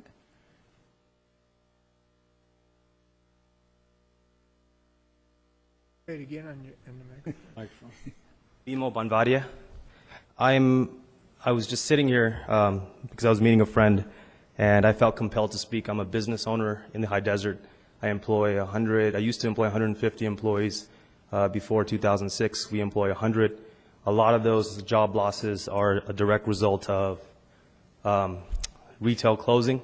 And I know that there's a lot of feelings, and you can tell by the audience that there's mixed emotions about this transaction and previous transactions, but I feel like this transaction in particular really saves Victorville from obsolescence, because what people aren't speaking about and people in the business community know, Burlington Coat Factory looked at the mall without any assistance. They found it not viable to go into the old Gottstock space. They went to Apple Valley. J.C. Penney's was being courted by another city here in the High Desert, and they would have left as well. So imagine having only Sears there. You might not have a mall. Personally, I think that the deal maybe should have been handled in the front end, but the deal itself, I don't know if it's a bad deal, because if you cap it at $18 million, if you guys did some analysis and showed the amount of money that Macy's is projected to bring in the first 10 years, it may pay the $18 million. But for me, the most important part of this conversation is if you look at what's happening in the High Desert, no new stores are opening. Joann's relocated to Hesperia. Pier 1 relocated to Hesperia. You know, Burlington chose not to relocate here. No new boxes are opening. People are just relocating. Macy's is like the first major national retailer to actually decide to open and locate in the High Desert. And that speaks volumes to other retailers, because we make those kind of investments. I know this doesn't speak to everyone. I know it upsets people that a corporation gets money, but if you look at what's happening, if you look at St. Mary's development, Walmart, the mall, all of a sudden when people drive to Victorville, it becomes more relevant. You don't have the image of what he said about drunks walking around, because when the mall, one of our businesses is located near the mall. When the mall started losing tenants, our crime went up. You know, our sales went down. We let go a lot of employees. But I didn't come here to speak to that. I just came to speak to the fact that the mall is very critical to the future of retail in the High Desert. And if Victorville wants to remain the center of retail, then this discussion needs to be about that. Because otherwise, you guys are going to lose your prominence to Apple Valley and Hesperia. And that's just the internal discussion that you guys have to have. And I also think that there's actually net jobs being added. It's not just moving, like when Hesperia says, oh, Joann's opens, we're going to have X amount of new jobs. No, you're displacing a certain amount of jobs from here to here. You know, the mall and Walmart and the expansion of J.C. Penney's and St. Mary's are actually adding jobs. It's not a displacement or a pretend creation of numbers, because you're not just moving jobs. Well, anyways, thank you for your time, and hopefully you guys, you know, Godspeed with your decision. I hope it works out for everybody. So. Thank you. Mr. Mayor. Mr. Mayor. Mr. Mayor. Oh. I'd like to add some more comments. In front of you, you know, what we do have is a business decision. Mr. Robertson and I have worked on this transaction fairly extensively. And one of the biggest struggles that I think we have in our roles here before you tonight, especially the unpopular ones, is to present you with the best and the most viable options to help run your city today and into the future. I've heard a lot of comments from the public. There's a lot of complaints. There's a lot of discontent from the public altogether, and unfortunately, because we're at the local level, we get the brunt of that. Here in California, it's an absolute reality that we have a dysfunctional tax system. And the way our tax system works, we do realistically rely very heavily upon this funding source that we're talking about tonight. And absent looking at that from a business approach and even approaching how we conduct business as a business, we have to look at our revenue streams. We have to do everything we can to protect our revenue streams and grow our revenue streams, because when these residents do come to our dais and start complaining, if we don't do anything to protect them and preserve them, we won't have the ability to go out and provide the recreational programs that they're asking for, the social programs that they're asking for. We're dealt with a pretty tough deck, quite candidly. So we certainly don't take the approach where we just run off and try to make deals for the sake of deals in creating, under the guise of creating jobs. In fact, quite candidly, in this particular case, while jobs are important, really our approach to this transaction was more towards trying to preserve a revenue stream and grow a revenue stream to the future. Otherwise, you will end up like communities that are talking about insolvency. We're not there. We've staved it off. Never really has been an internal discussion. It's been more of a public discussion in the paper. But we're bringing this item to you based upon our best recommendation as to how we can continue to sustain ourselves into the future. Thank you. I don't have any more cards. What I'm going to do is I'm going to close the public hearing, then we'll vote on this other issue here. Having no other cards, I will now close the public hearing.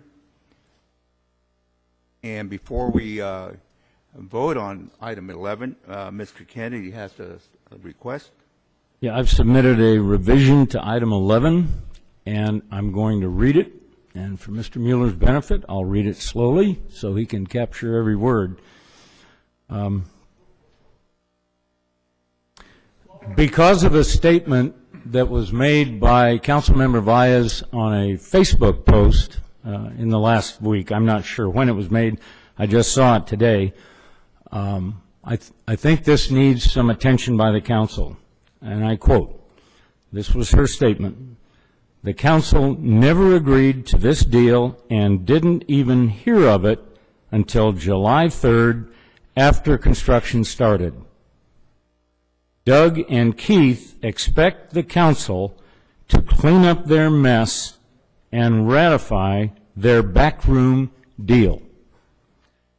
Now, she said a lot more than this in that post, but I want to focus on these two sentences because I think they have become the basis for this public protest that we're now listening to.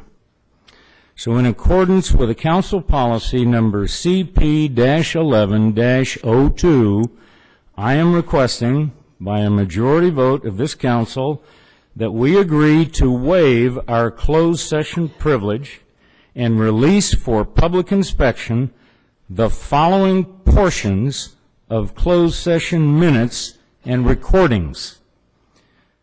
I want to release the written transcription of notes that cover our discussion of the Macerich Agreement held in closed session on February 15th, 2011. Number two, I want to release the recording that covers our discussion of the Macerich Agreement held in closed session on June 21st, 2011, a year ago. And third, I want to release the recording that covers the discussion of the Macerich Agreement held in closed session on July 3rd, 2012. I'd like all those released if the council agrees for public inspection. I'll make the motion. As your attorney, I would recommend against waiving the privileges, for the record. Thank you for your recommendation. The first order of business, Mr. Attorney, do we vote on item 11 by itself first and then go to this one? You can vote on this item right now. Okay. It's related and ancillary to the discussion about the master. Will you make the motion, Mr. Kennedy? I will make that motion. Second? All those in favor? Aye. Aye. Wait a minute. What are we voting on? We're voting on the, We're releasing, Oh. I got to check with you guys. you want me to repeat that for you, Mr. Mueller? You didn't get it? okay, Is everybody clear on the motion? okay. All those in favor? Aye. Aye. Aye. Okay, now we'll go to item 11, and this is the public hearing that was held, and I'll entertain a motion. Mayor Pro Tem Cabriolas, I do need to read the ordinance title on this item. Okay. Will the clerk read the ordinance, please? An ordinance of the City of Victorville to allow a development agreement, PLN 12-00014, between the City of Victorville and Macerich Victor Valley LLC, a limited liability company, in connection with Mall of Victor Valley improvements. Waive further reading and introduction of ordinance number 2291. I have a question. Many questions. This was for Andre. Andre, is this deal considered a gift of public funds? No, this is not a gift of public funds. Numerous communities throughout California provide sales tax rebates similar to this, or rebates of transient occupancy tax. In fact, we're probably going to see a lot more of these transactions given the elimination of redevelopment in California. Okay, for the $19 million that we're paying, do we own any property rights or interest in Macy's? We don't have property rights. We were proposed that we would get property rights in the transaction. What Macy's had originally proposed was that we would lease a significant portion of their property parking lot, and we had to discuss the potential terms and conditions of that proposed lease transaction. So that's a no? We don't have any interest or property? We don't have an ownership at this point. Part of the proposed transaction was that we acquire one. And what would that be valued at? We never got that far in discussions. We were discussing whether or not we wanted to propose and get into the discussions of the lease transaction. So if we approve this agreement, we're approving to have interest in it? The agreement now before you has been structured. You have directed us to eliminate the lease transaction. Okay, I'm confused. So this agreement does not have any property rights or interest in it, At this point, no. but we're on the hook for the $19 million. That is, we're not on the hook if the developer generates sales tax revenues in excess of $1 million. They're entitled to the incremental increase over the $1 million up to a cap of $18.6 million, I believe it is. Let's do a correction. The 1% of the sales tax revenue, not Correct. total sales tax revenue. Correct. Okay, so we based the $1 million cap on the lowest revenue that we've ever received from the city, is that correct?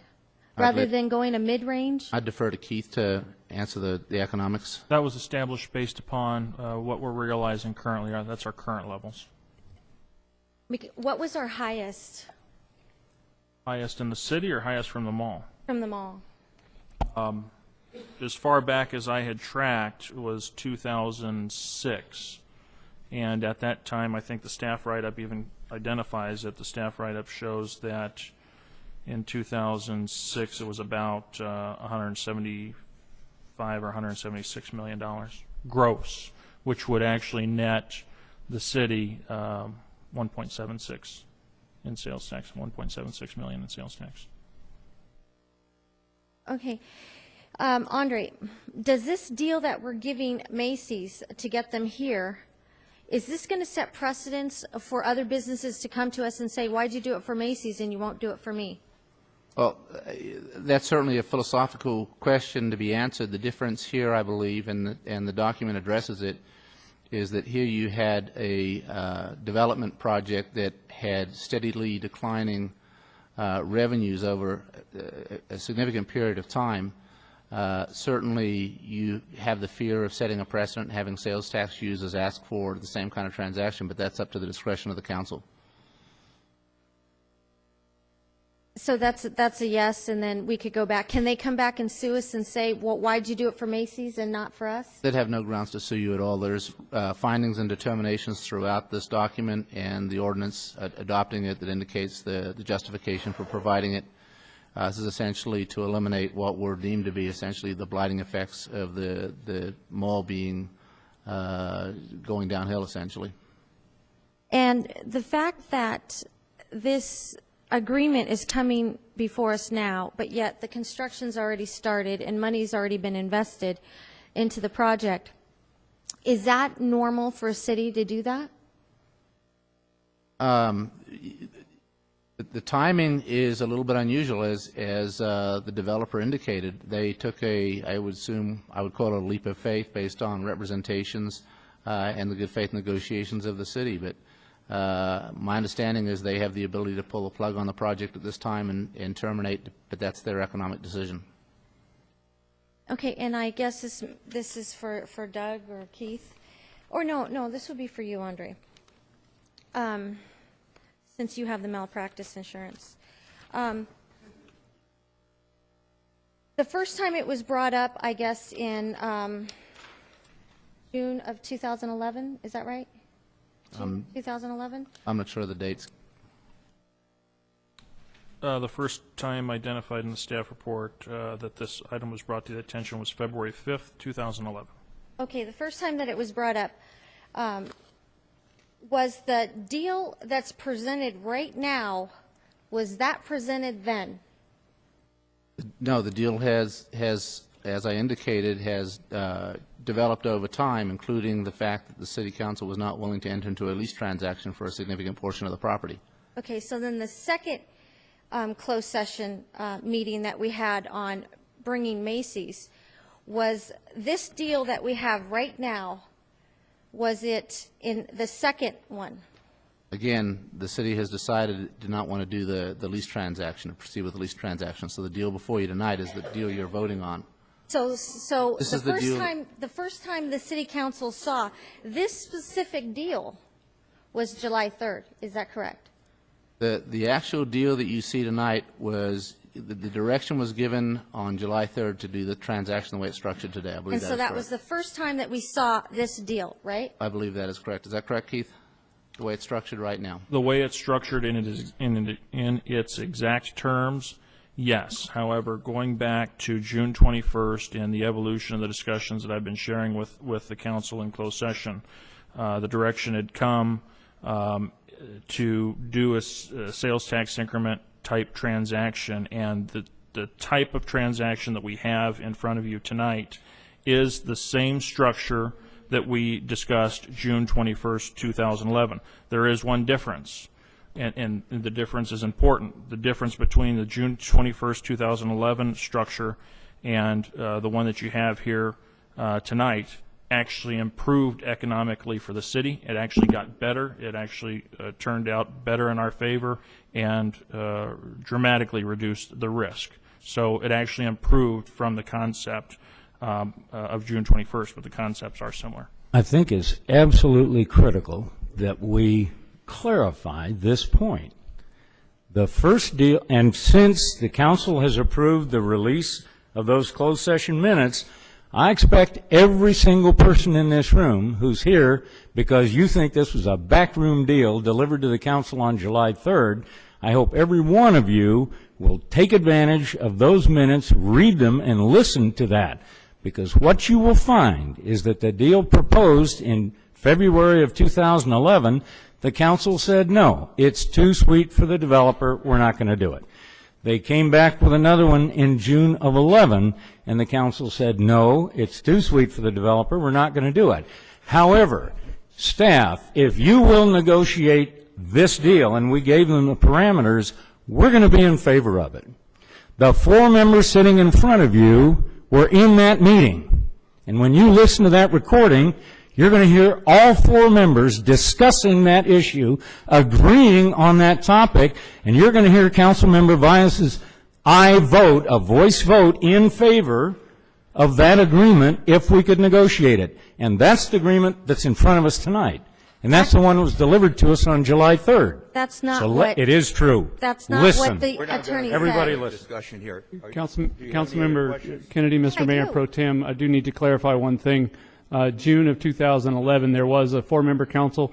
Councilmember Cabriales was actually absent He was at absent. that. And at that meeting, Mayor McEachran was unaware that his property line literally was 4 feet too close to the mall for him to be involved in those discussions. That correction has been made, and he did not participate this past meeting on July 3rd. The critical point is you need to know that all the council members present supported this idea, supported the plan to negotiate this agreement. And if you're told otherwise, you need to look carefully at what you've been told. Next question. My next question, well, it's not a question, it's just a statement before we vote. I don't believe that it's government's role to create jobs. I don't believe that. And I don't believe that it's the government's role to subsidize business. If the business is viable, they will come on their own. The private sector needs to take the risks, not the taxpayers.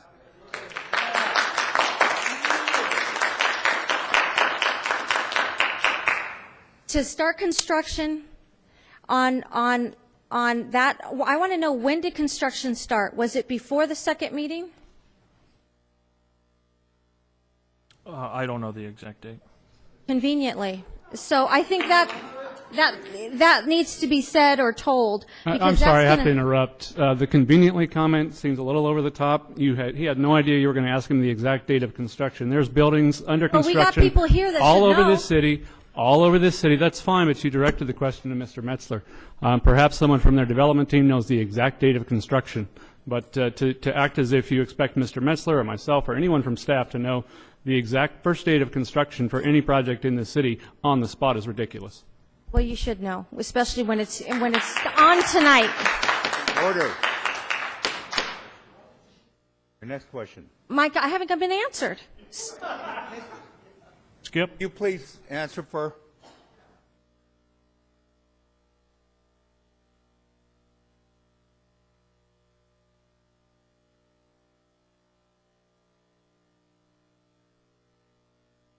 For the public's benefit, because Mr. Kuhn doesn't have a mic in the audience there, it's the middle of January of 2012. That's fine, Skip.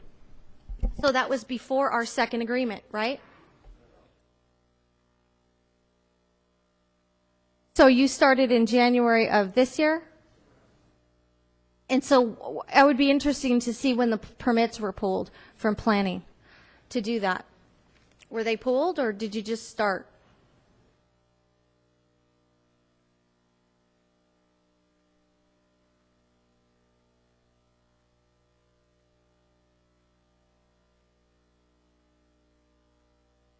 Okay.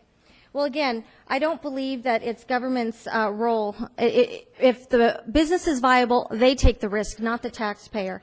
And any time that you have construction starting and then they want an agreement in place and then they tell us, well, if you don't do it, we're going to pull out, I mean, that's holding us hostage. I can't support this backroom deal, and I refuse to rubber stamp it.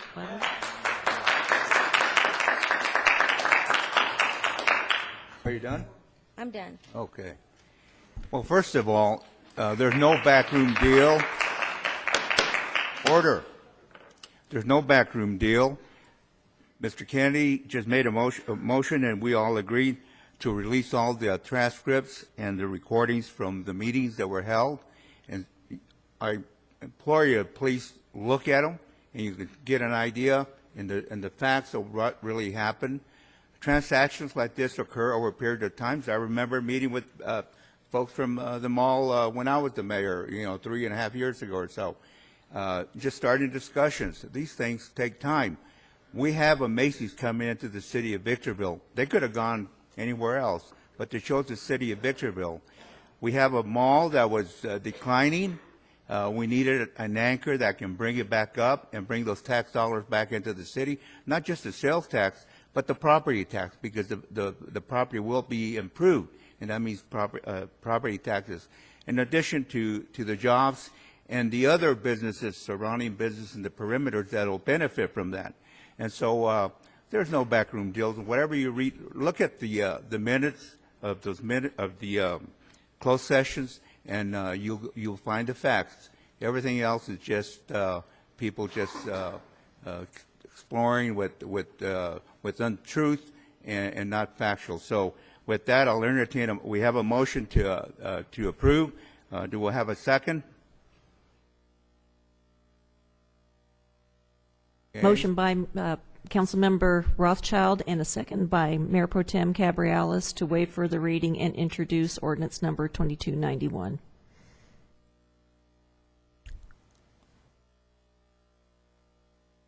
Motion carries with Mayor McEachran absent and Councilmember Valles voting no. Just to add a little bit, this has nothing directly to do with what we just voted on, but as there's an interesting concept here from an engineering point of view. It does work. I don't know when we'll get to it, but future council will. But we can put a back street behind the mall on top of the wash there from Bear Valley over to Nisqually. So as an additional feature to the mall in the future, I don't know how we're going to get the money for it. I don't know. We got to work with Edison. We got to work with the state and everything else. But it can be done to put the back street from over there that would bring traffic in the backside of the mall all the way over to Nisqually. So that's something that I wasn't sure we could get done, but our engineering department assured us that concept can be built into the project in the future. Rudy, I'd just like to add one thing too. I moved to Victorville in 1991. My accounting firm's done business in High Desert since the 50s. My family moved to San Bernardino in 1947. I grew up there all through the 50s and early 60s. Great place to grow up. I've watched San Bernardino go through a steady decline over the last 40 years that's just appalling.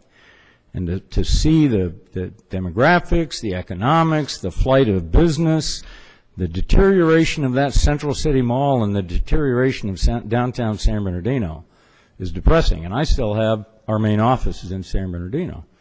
I don't want that to happen to Victorville. And this step is going to be critical to making sure it doesn't happen. I'm convinced of that. Item 12. Item 12 is a public hearing called to hear arguments for and against approving development agreement of PLN 12-00007 and introduce ordinance number 2292 entitled An Ordinance of the City of Victorville to allow a development agreement PLN 12-0007 between the City of Victorville and St. Mary Medical Center in connection with a medical retail and hospitality campus on 98 acres to be anchored by a 128-bed hospital. Before we start, do we have a staff report? Mr. Mayor and members of the council, this item is much more straightforward than the previous. It does involve the development agreement for the St. Mary Medical Center project, and it's the same project that has actually gone through the Planning Commission process, and in fact this development agreement was approved just last week in connection with securing vested rights for the PUD located along the western side of Interstate 15 south of Bear Valley Road. This transaction does not include an incentive component, so it certainly shouldn't attract the level of attention that we just attracted in item 11. But it does identify very generally in the staff write-up what the document does. Most important thing for the developer is that it does give a level of certainty over the period of 30 years to develop out the PUD as it's been approved and not be subjected to arbitrary changes by future councils or future commissions with respect to land use rights. Also preserves the ability for the city to continue to earn the fees associated with development, whether that's development impact fees, plan check fees, basically the traditional fees that we charge any project. And also, it's a very highly designed project. In fact, the amenities incorporated into the project are probably nicer than any project you have in the community or that's even planned in the community. A lot of community space, a lot of open space that's going to require the formation of landscape maintenance and assessment districts. So this agreement also generally addresses that, but also expects that at a later date when those assessment districts are formed, they'll actually separately be coming back to this council for approval. All of those costs, of course, to be borne by the developer. So with that, staff is recommending approval. Thank you. I will now open up the public hearing on item number 12. Anyone wishing to speak for or against item 12, please come to the podium.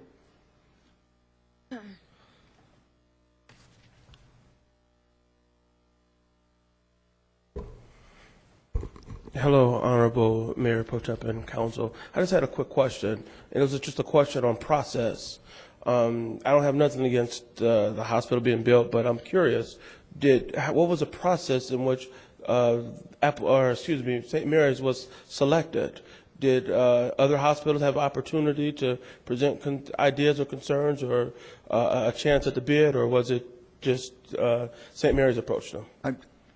This is private property, and it's a development by the hospital. So, Keith, maybe you would. Yeah, I was going to say the same thing. This is a private property issue. The St. Mary's Hospital, their parent company in their business identified a need to provide expanded services in the high desert, including trauma care services. That's a service that's not provided.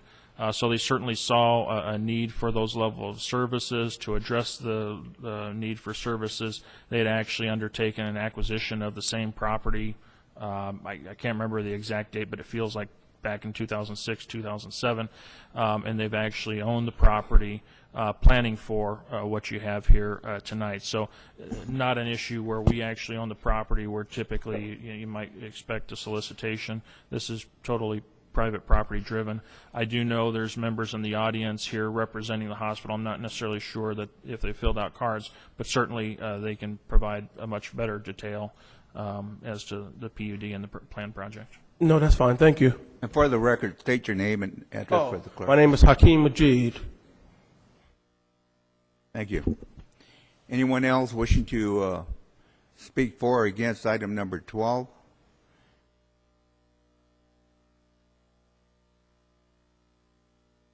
Mayor Pro Tem and council members, Norman Miller with the Golden State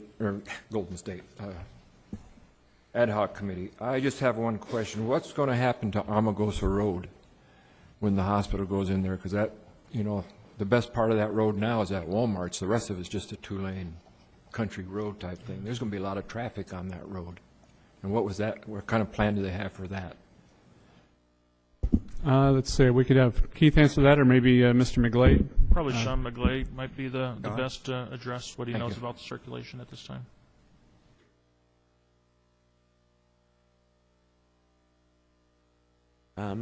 Mayor Pro Tem, members of the council, the project is a phased project, so the improvements would be made to Amargosa Road on a piecemeal basis, if you will, by phase, but it would be widened to provide 4 lanes along the frontage of the development itself.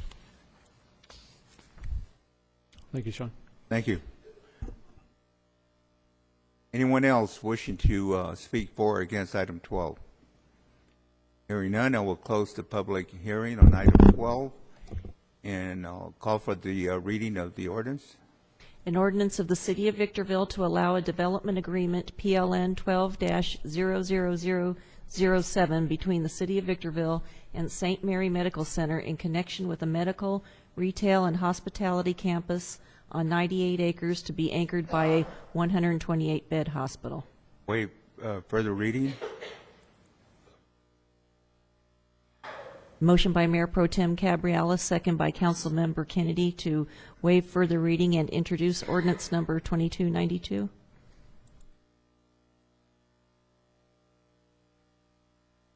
Motion carries with Mayor McEachron absent.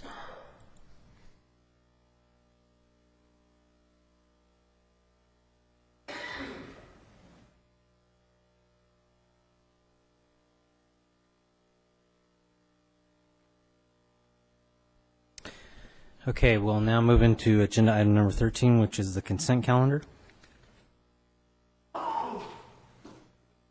Motion by Councilmember Kennedy, second by Mayor Pro Tem Cabrialis.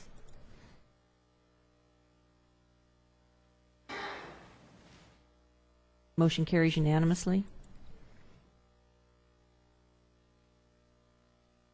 Agenda item number 14, this is a presentation of request to ratify the memorandum of understanding between the City of Victorville and the Victor Elementary School District for the period of July 1st, 2012 through June 30th, 2013, and authorize the city manager or his designee to process all documents required for the agreements. Motion by Mayor Pro Tem Cabrialis, second by Councilmember Kennedy.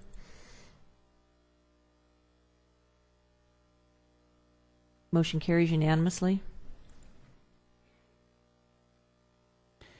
Agenda item number 15 is a presentation of request to adopt Resolution 12-042 entitled, "A Resolution of the City Council of the City of Victorville establishing a no stopping, standing, or parking zone on certain streets within the City of Victorville."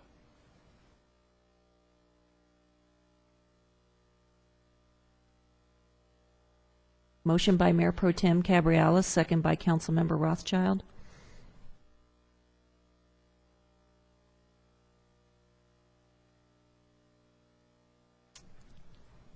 Mayor Pro Tem Cabrialis, may I get a vote from you? Thank you. Motion carries unanimously. Agenda item number 16 is a presentation of request to adopt resolution number 12-043 entitled, "A Resolution of the City Council of the City of Victorville authorizing revisions to and adopting the Local Hazard Mitigation Plan, which is part of the San Bernardino County Operational Areas Multi-Jurisdictional Hazard Mitigation Plan." Motion by Mayor Pro Tem Cabrialis, second by Councilmember Kennedy.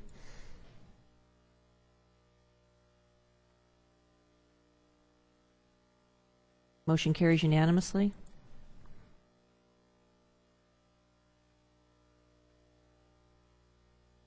If I could ask our city attorney, can we handle agenda items 17, 18, and 19 concurrently? Yes, we can, as long as the people in the audience are aware that these are affecting the community facilities districts specifically listed in each one of those items. Okay. Agenda items 17, 18, and 19. This is a presentation of requests to adopt resolutions number 12-044, 12-045, 12-046, entitled, "A Resolution of the City Council of the City of Victorville confirming the annual special tax amounts to be levied against parcels within the Community Facilities District 90-1 for tax year 2012-2013, 0101 for tax year 2012-2013, and 0701 for tax year 2012-2013. On this item, it says that it was, this was done in 1990 before my time. So, do the people already know this is happening? Do they agree? The CFD was established back in 1990. CFD typically is like an assessment district. All of the property owners in the CFD are put on notice of the taxes. When they buy their house, they are provided information as to the fact they're in a CFD and they will be required to pay a tax. So they are all, any purchaser of property is on notice of these taxes. So this is like housekeeping, and we do this every year? Correct. We helped facilitate the development CFD. You need a public entity to help form a CFD, so we help developers out when they're developing tracts to help them procedurally to do this.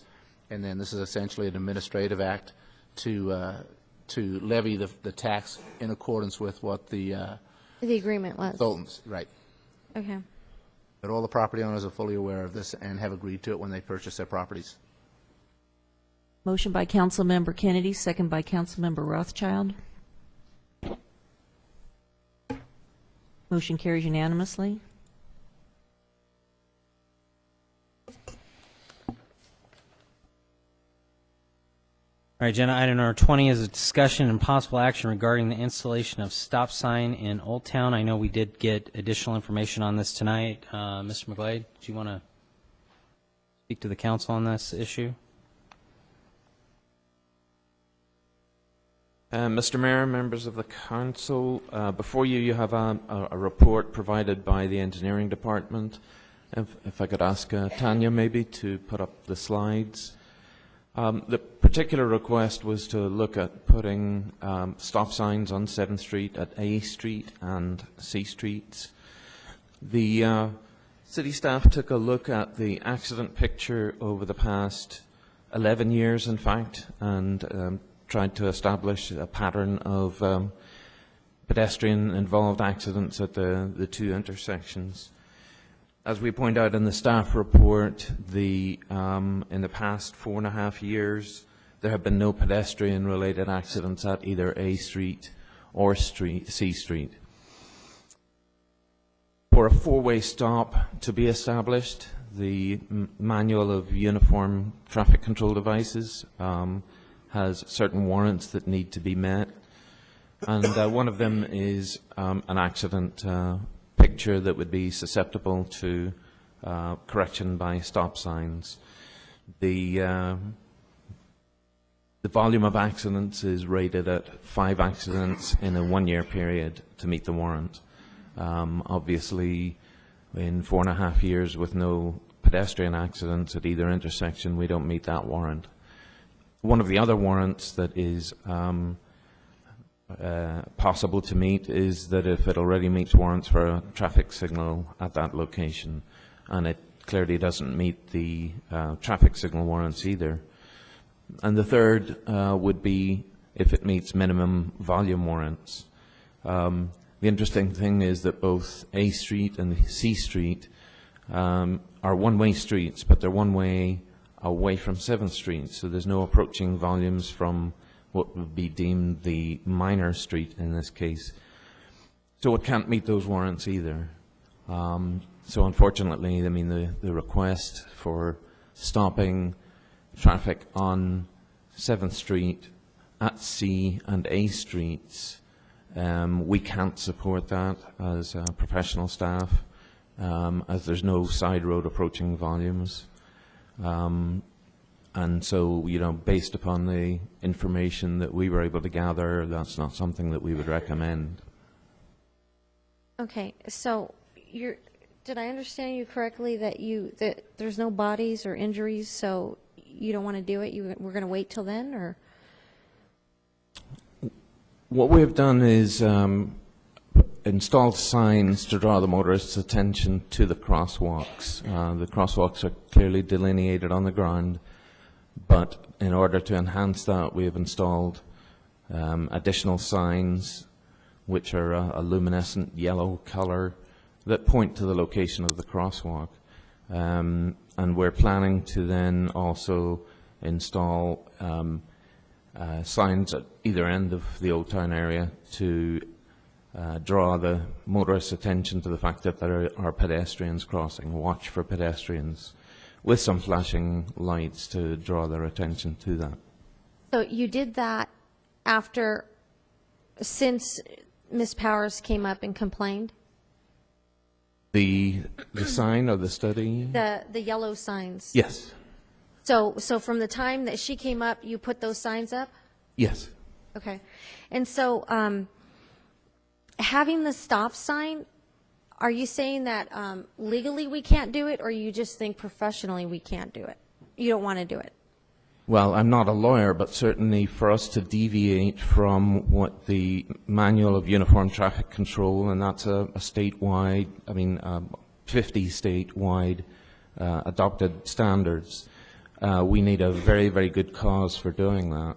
Because if I remember correctly, Ms. Powers didn't say that she was run over. I think she was talking about near misses, and she's worried that someone is going to get hurt. Sure, and we are too, and that's why we've put in the additional signage, and we're following up with further signage that would ask the motorists to watch out for pedestrians in that reach and have that supplemented with flashing beacons.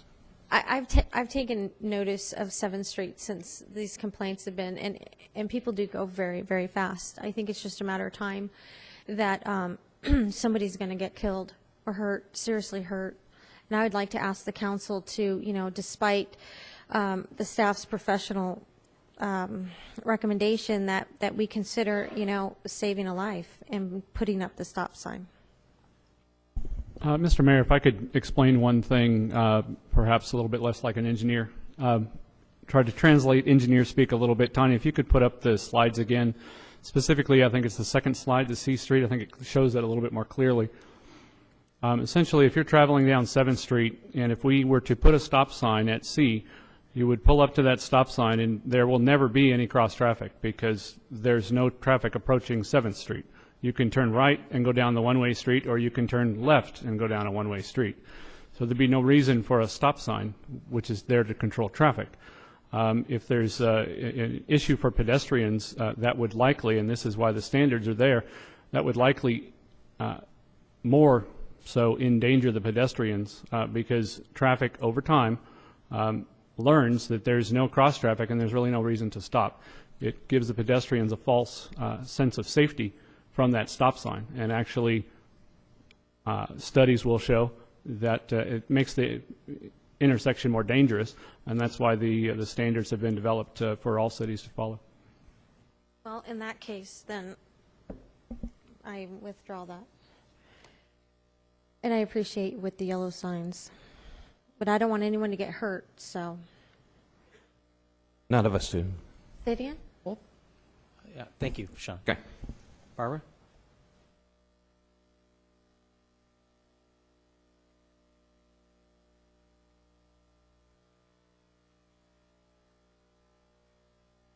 Good evening, Council and staff. I'm Barbara Powers. I'm with the Old Town Route 66 Committee. I am at C and A every day, every single day. And there are near misses every single day. And I don't know where Sean had the courtesy to come to our committee meeting. He was the last person there. Doug came too, and we appreciate that. However, because it isn't the people that have been hit was not in a record somewhere. There was an ambulance came and they took a person very recently, within 2 months, to the hospital, and I was told that the person was killed. Now, I can't verify that, but we do know that on D, the woman was killed. So, I mean, there's a lot of pedestrians around there. I realize they have some responsibility to be careful before they go across the street, but the near misses are of people who are crossing on the crosswalk, and people do not stop. The one might stop, but the one next to them might not, have not been stopping. It's happened more than once. And there is a solution, and it was given to Sean at the committee meeting that, in fact, it was a deputy that gave the information, is that many cities right now are using very small lights, and I don't know if you've seen it, but they're using very small lights that a pedestrian pushes a button and lights flare up. It's not a stoplight. And that was what we were hoping to check into also. That way a pedestrian can come up and press the button, and the traffic will have an obvious, because they are not obvious. They're going from B, depending on what the lights are like, they're going from B to D, anywhere between 50 and 60 miles an hour. They are not willing to stop, they are not planning to stop, and they won't stop, and they don't stop. And it's just an issue. And he was talking about the people that are wandering around the streets. There's a lot of people wandering around the streets. Most of them are very good people. Yes, they're broke, but they're very good people. And I appreciate him saying that if he sees the drunks and the problems situation, yes, he should call those in. That's the way you do it. I appreciate the number of people coming here tonight, because I think the more people that come to the city council will find out what's going on.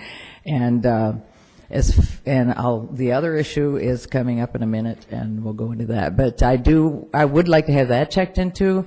I beg to differ with Sean at the fact that those brilliant yellow lights came up. I called one of the staff, and he was the first one that listened to me. He was the first one that realized, yes, it was a problem, and he did in engineering, and he did put up the yellow signs, which no one pays attention to. So thank you very much. Thank you, Barbara. And I think what Sean and his staff will continue to do is look at ways of improving the safety along 7th Street in Old Town.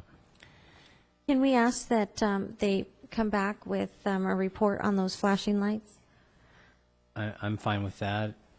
Council. We have actually looked at that. Sean and I had that discussion just a week ago. And similarly to stop sign, those flashing lights give an even greater sense of security. They are fairly new, so there's not a whole lot of study out there. But what Sean looked into, actually, it increases the risk because a pedestrian pushes the button, they see the lights come on, and they have this false sense, especially someone who's not familiar with the area, they have a false sense that traffic is going to stop. And unfortunately, these near misses and things are not the fault of the traffic control devices, even upgraded ones. They're the fault of people not following the law.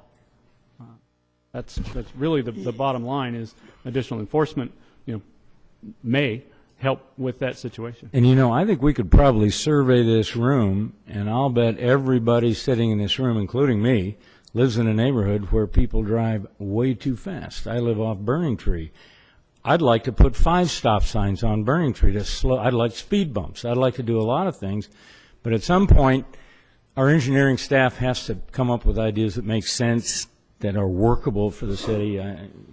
This is the problem is drivers and excessive speed and cell phones and all that kind of stuff. Unfortunately, 7th Street is both a major thoroughfare to get to the state highway, and it's our old town. That's our older, more quaint shopping area. Ultimately, we would like to reroute that through traffic around that area. That's extremely costly. I've talked with Ms. Bowers about this, as Mr. McGlade has. That's the real fix to this. It's extremely costly, but if you can get the traffic that is not ever going to stop because they're trying to get from wherever they are to Apple Valley or to other parts of Victorville or beyond, if you can get them off of that road and make that less of a throughfare, then the city could actually put the on-street parking back. We could shut down one of the lanes and do all the things that they would like us to do. But if we try to force the issue using traffic control devices, it actually creates risk for the city, and it's not something that we could ever recommend. Maybe we could just ask the police to, when they're not busy, to go down there and write some tickets. That might work. Was that a question or a comment? I think it was more of a comment. Yeah. Just putting a bug in his ear. All right, we'll now move on to agenda item number 21. This is discussion and possible action regarding enforcement activities against medical marijuana dispensaries. Again, this was at the request of Councilman Reyes, I believe. Oh. And this is not an actual ordinance or a public hearing. I do have cards, but we don't even have anything to formally discuss here tonight, so I would defer to you as far as what you would be proposing that the council consider that would actually come before a public hearing. Well, I wanted to ask legal counsel that I understand that there was a court ruling that that we cannot ban medical marijuana dispensaries. Is that correct? There is a ruling in the 2nd District. It's not necessarily binding on this district, but it probably would be followed by most courts at the state court level. It's a Court of Appeal decision indicating that cities cannot do a blanket ban on medical marijuana dispensaries. That will probably get appealed, and until these decisions are rendered by the California Supreme Court and perhaps ultimately the U.S. Supreme Court, the issue as to the ability to regulate is up in the air, and it's an issue for all cities. Okay, now what I was proposing was that we adopt fines like Hesperia. I think they were $1,000. Would that cause us litigation? Because I don't want to cause the city any more litigation than need be. Whether or not it causes litigation is a complete unknown. You have a procedure right now, and you have fines on your books right now as to inappropriate uses that are not consistent with the Muni Code. Certainly increasing those fines is one of your options. We can look into that further and come back to you and report what the potential options are.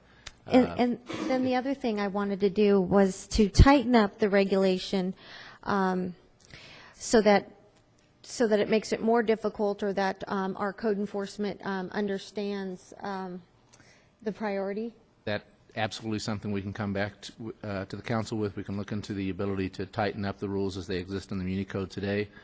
Again, notwithstanding that you can't ban medical marijuana dispensaries, there are significant limitations as to how they can operate, where they're permitted, and what kind of clientele they can serve. So it's not a complete unregulated business. Mm-hmm. And then I'm getting a lot of complaints from constituents regarding minors having medical marijuana cards and buying it, and that Medi-Cal pays for it. I don't know, and that they go out and they sell it in the parking lot, and that you could just watch it happen, and that the attendants don't seem to care. And, you know, I don't understand what the rules are for this, and if maybe we can... We can absolutely look into specifically what the rules are in terms of age limitations, what it's required to get a physician's prescription in order to get the medical marijuana. Again, it is, quote, medical marijuana that's permitted in California. And we can report fully on the council and give you some options. Okay.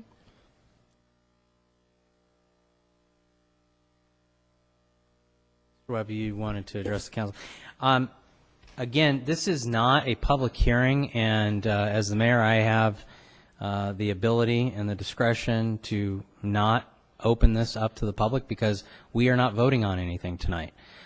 This is nothing more than direction to staff and to our city attorney to potentially look at the possibility of us doing something, but it's not a public hearing. So I will not be holding any public comments tonight Mayor on this McEachern, issue. I would recommend that you do actually take, notwithstanding it's not a public hearing, but members of the public would have an opportunity to comment on an agenda item, so you could do it as part of public comment.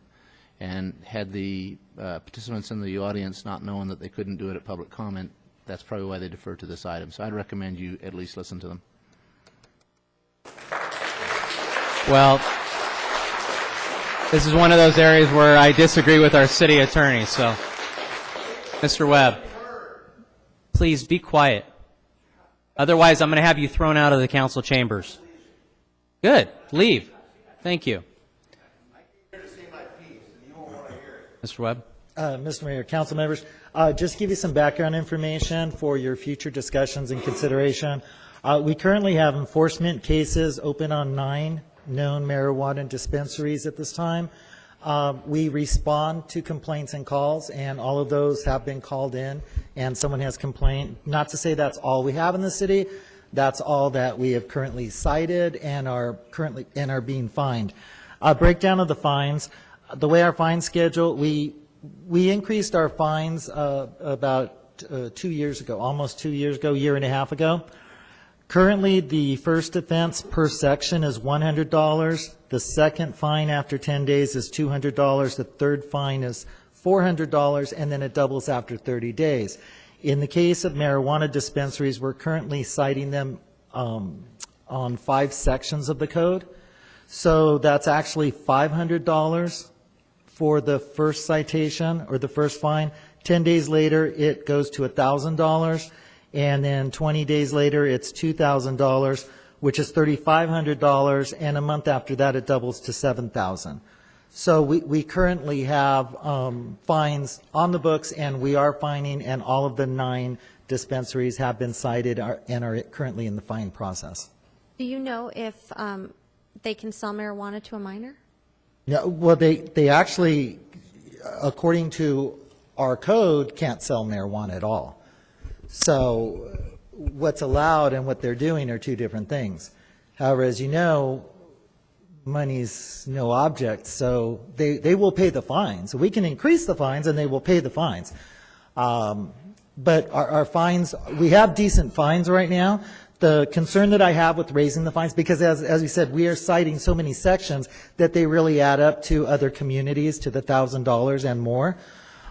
Is that those fines are consistent throughout the city, and that other businesses and small businesses and minor offenses would then, receive the same fines as marijuana dispensaries, and that may not be the intent, or your intent of the council. So all I'm saying is I think we have decent fines. What we'd recommend, of course, is that we monitor the court cases and that we continue to do business as usual until we get new direction from council, respond to complaints, cite, and fine. And we have been able to close down a couple of shops. However, most of that was in concert with the police department and, more important, the neighboring businesses. We have applied pressure on the landlords, and when they wanted other new tenants or other entitlements from our department, and said, you have a code enforcement violation, you're not getting anything until you clear this up, and they've chased their own people out, and sometimes it's been the neighboring businesses that have chased them out, so probably at least 3 additional ones that we've been able to shut down. However, as far as these go, we can cite them and fine them for eternity, but unless we want to prosecute, and which gets into the big legal battle, and at this point, we don't know what our odds are of winning, so we could be spending a lot of money, and they have a lot of money. Yeah, and that's what I don't want to do. Right, but we are doing enforcement, and we've got a handle on it, and we are responding to complaints. So if there are more than that out there, and the neighbors don't mind, and the people don't mind, we're not getting the calls. I wonder if there's a way that we can get the message out to the people that we are responding to the complaints, we are fining and doing something about it, so that they don't feel that the city council, because I mean, I get a lot of complaints on this, that the city council is not doing their job. And I think that's good. I hope tonight more information gets out. At the same time, those 9 could still be in business, and it could be the same people complaining, saying we're not doing anything about it. We're doing everything within the law that we can do, and we're doubling fines. And for the most part, I think I believe, my understanding is they're paying them. But people may not think we're doing something about it, but we're doing what we have the ability to do at this time until the courts reach a decision, and we know we can go to court and we can win. Right, right. And that's what I want to do. I don't want to cause any more litigation until we know where we stand. And Okay, I seem well like I say this at every other meeting or so, but to the public, the best thing you can do is call code enforcement. Certainly, the council will hear you, but you're going to get faster response. You'll get direct access to be able to make your complaint if you simply call code enforcement and report it to them.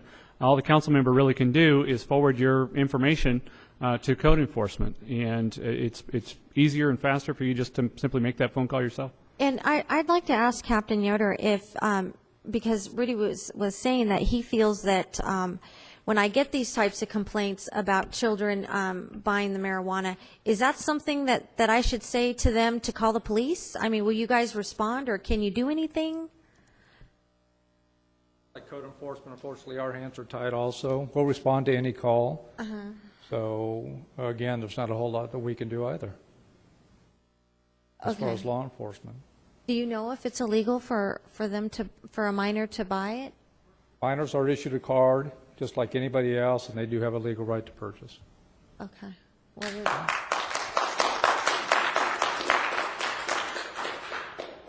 So, based upon this conversation, there's no further action that we're going to be taking, so therefore, we're going to just wait and see what the Supreme Court does. All right, so in that case, again, the City Council is not taking any action tonight, nor are we directing staff to do anything to look at taking any additional action regarding enforcement activities or raising the fines associated with what may be established already. Those are already in place. They've been established for some time. Yes. And based upon that and no additional action, I'm not going to have any public comment on that. You know, Mr. Mayor, it's also, and I'm going to check this, but my understanding is the federal law says marijuana is illegal. That is correct. The state law in California says medical marijuana is legal. Under very restrictive circumstances. Under restrictive circumstances, and we have an appellate court in California that says you can't do a blanket ban. So we've got courts at 3 levels that can't figure this one out. Exactly.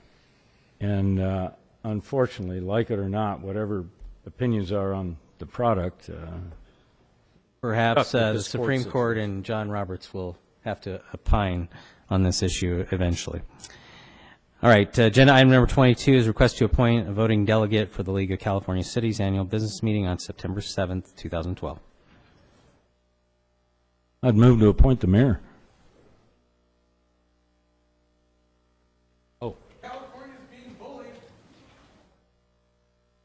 Motion by Councilmember Kennedy, second by Councilmember Rothschild.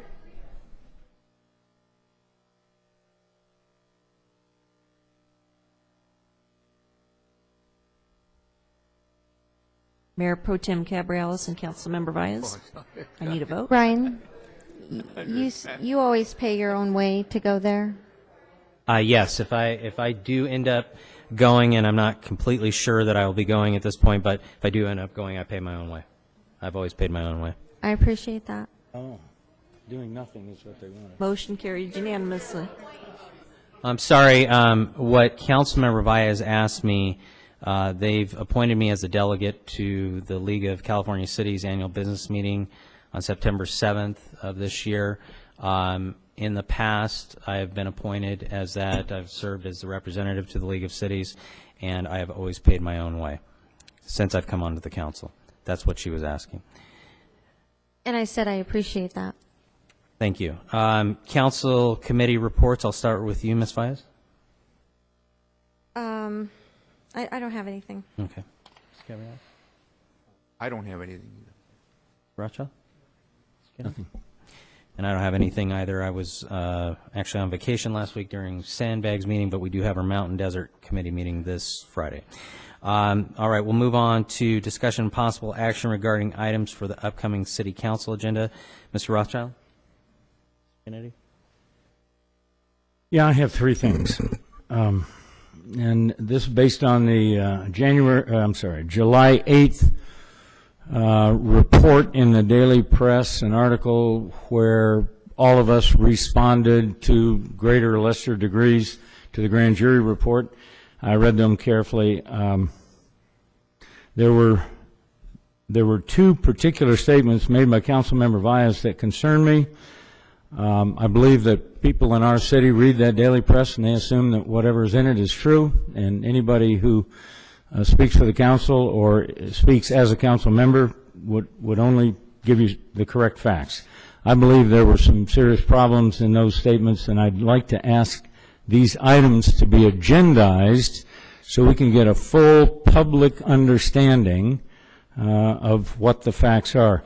The first one was a statement made in the column that she wrote or spoke. I'm not sure how it was delivered to the Daily Press, where it said, and I quote, VV2 was originally budgeted for $700 million, but the final cost was over $1 billion. I believe that's a seriously incorrect statement, so I'd like to have staff, I'd like to agendize a discussion, a report from staff on exactly what the city has spent on VV2. Any agreement on that? Yep. Thank you. The second thing is a comment when she was talking about several of the projects she wasn't happy about. She made a statement that there was, quote, a loss of at least $30 million on the sewer plant under the leadership of Metzler and Cox. And I guess Ms. Valles means that since January of 2009, when Mr. Cox returned to City Hall, the city has lost $30 million on the industrial wastewater treatment plant at SCLA. I believe that's what that statement meant. So I'd like to have staff, again, it's been done before, but I'd like to do it again to make sure the public fully understands this issue, provide the council with a detailed accounting of the cost of building the asset, the treatment plant, and the losses generated by that plant during its operation. You okay? Thank you. Yeah. The third item, and I don't know if we need a staff report, perhaps Mr. Robertson will respond to it, and that is and this was a Facebook page item. I'm paying attention to her Facebook page items, and she has said that we have eliminated 5 deputy positions from our police force. I believe that's an inaccurate statement. And shall we agendize it, or Mr. Robertson, would you care to comment and explain what has happened with our police force? Sure, there was, I noticed that comment as well. I find myself spending far too much time reading Facebook pages these days. Following that comment, there was a series of very upset folks commenting on the fact that we had, eliminated those positions, less deputies on the street. And the council will recall that for the last 3 years, we've talked about 7 vacancies at every budget cycle, and the desire on this council's part to fill those 7 vacancies. Last fall, we were able to fill 2 of those spots based on savings from the previous year. Could you explain why, for several years, we have carried 7 vacant positions in our budget? Sure. In order to add a police officer, add a sheriff's deputy to our police force, if you don't have any vacant positions, you have to ask the county. They put it on their agenda, which takes several months. We put it on our agenda, and then they can do the hiring or do the move. Typically takes anywhere from 2 to more likely 3 months to add a position. In the past, as vacancies have occurred, we've held those vacancies so that, just like happened this past fall, we can fill those positions within about 2 weeks if funding becomes available. What happened this budget cycle was the county, and this was all discussed during the budget discussions back in June, the county raised the cost of every position, essentially, because 5% of all personnel costs go to the county, not to the county sheriff, but to the county themselves for human resources, for CAO's office, for all the county overhead costs. So that 5% was actually, in essence, a 70% or so increase to the cost of just maintaining those vacancies. And the cost of those vacancies were then, approaching $50,000 to maybe $100,000. So, the cost savings simply wasn't there anymore. The time saving simply wasn't there anymore. So we had 7 vacancies. We filled 2 positions. We eliminated 5 vacant positions because it was too costly to keep them. So in essence, as of this time last year, we actually have more sheriff's deputies on the streets. It's not a lot more, but it is definitely more. I know everyone in this council is interested in hiring more police officers. You have made that clear at every budget cycle. Okay, I don't need to agendize that.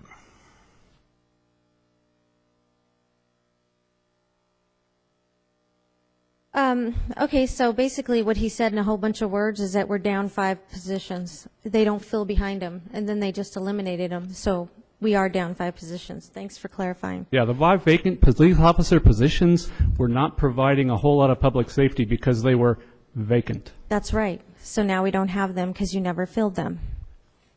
Correct. Statement's they were never correct. filled, so since they weren't filled, they don't do a whole lot of enforcement of laws.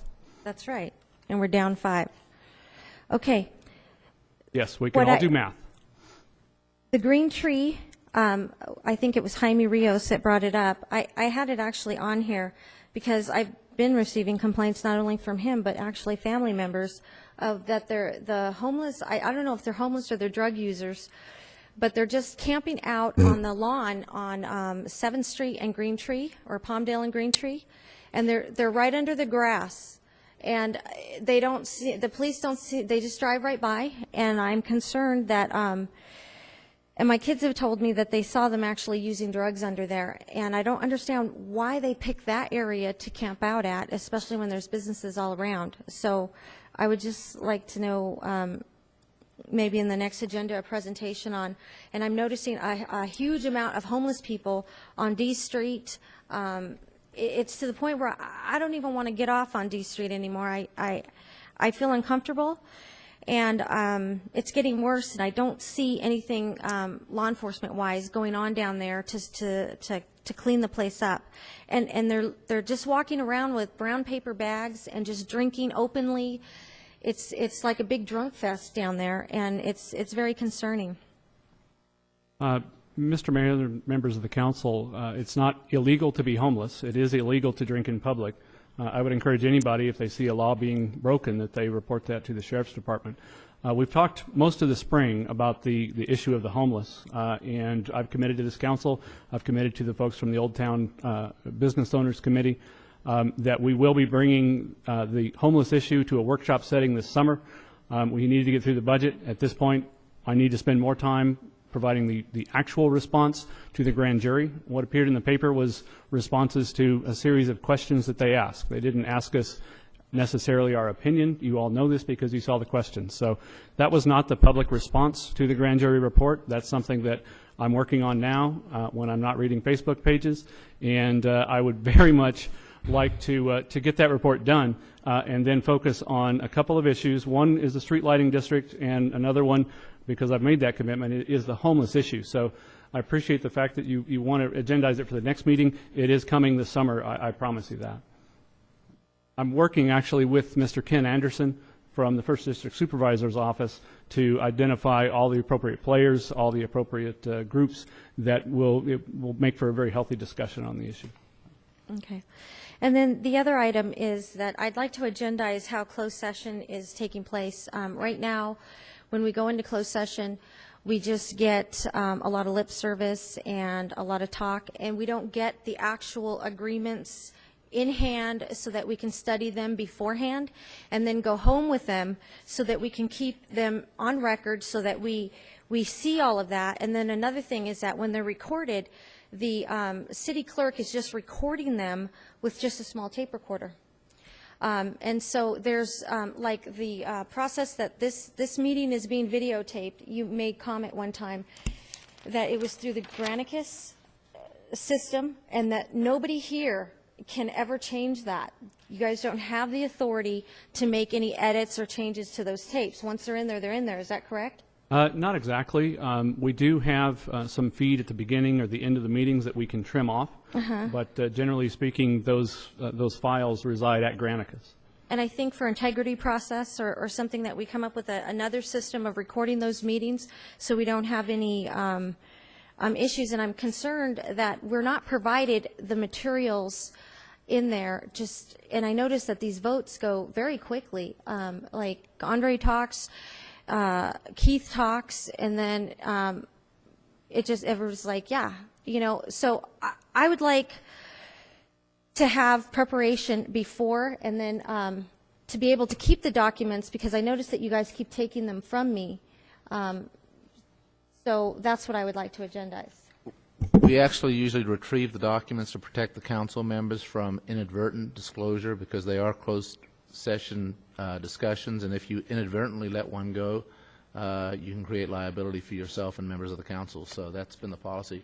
If you want to spend a longer time on a closed session and go through the documents, that's something we could accommodate. Okay, we have 2 hours, and some of the agreements are, like the guy said, they're extremely complicated. Well, certainly, I mean, it's a council decision if you want to be able to start taking the documents away, but the recommendation has always been. Let me ask you this. Can you deny me legally those documents? Like, let's say you bring this agreement to me in June or February that you said, and then you try to take it back, and I say no. What would happen to me? That's not my decision. That would be a violation of the Brown Act by you if you divulged the information in that document. No, I'm not talking about divulging it. I'm talking about taking it with me. Again, that's a policy decision for the 5 members of the council if they want to do that.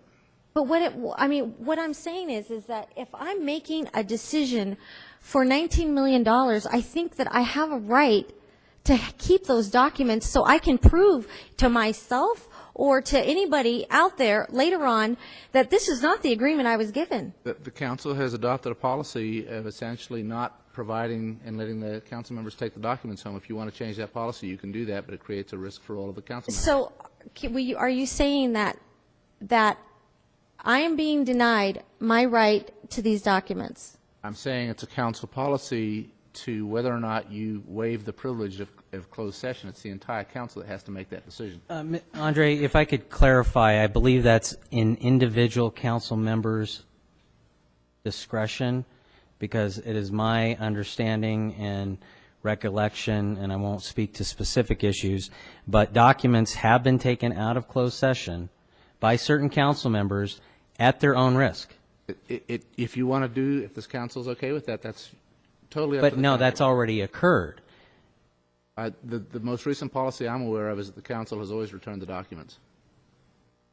I think that's been the choice of the council typically, but like the mayor, I can recall several times that Ms. Baez or someone else has requested that they take those documents with them, and you've admonished them. I believe it's up to each individual council member, and they put themselves at risk They do. by taking the document out of closed session. Do. So we can uh, provide- you can continue to do what you've done in the past, as well as any member of this council, if they so chose, to take those documents, because you've already And I'm the one in that's going to practice get have in done that. trouble if I do something with those documents. That is correct. Right.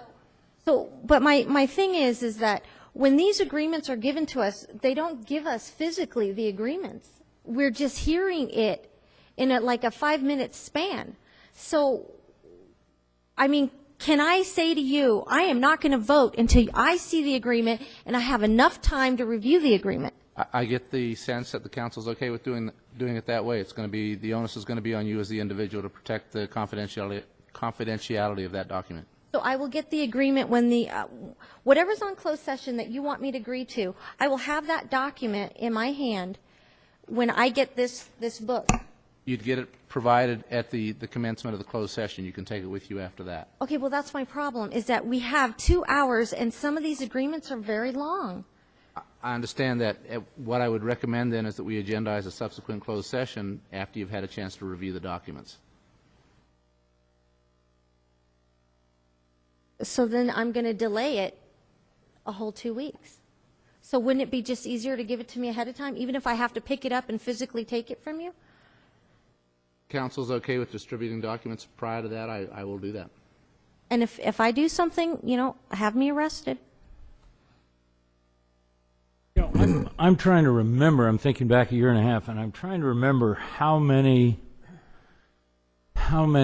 agreements we have approved in closed session. It seems to me that we discuss directions, we give staff directions, we give legal counsel directions on certain issues, but agreements don't get approved in closed session. I think they get approved in open session. That is right? correct. Pretty much every agreement has to get approved in open session. If it's not formally approved in open session, then it's reported out in council. That's the only other way you can get around doing that. If there's a final transaction, it will be presented on a regular council agenda.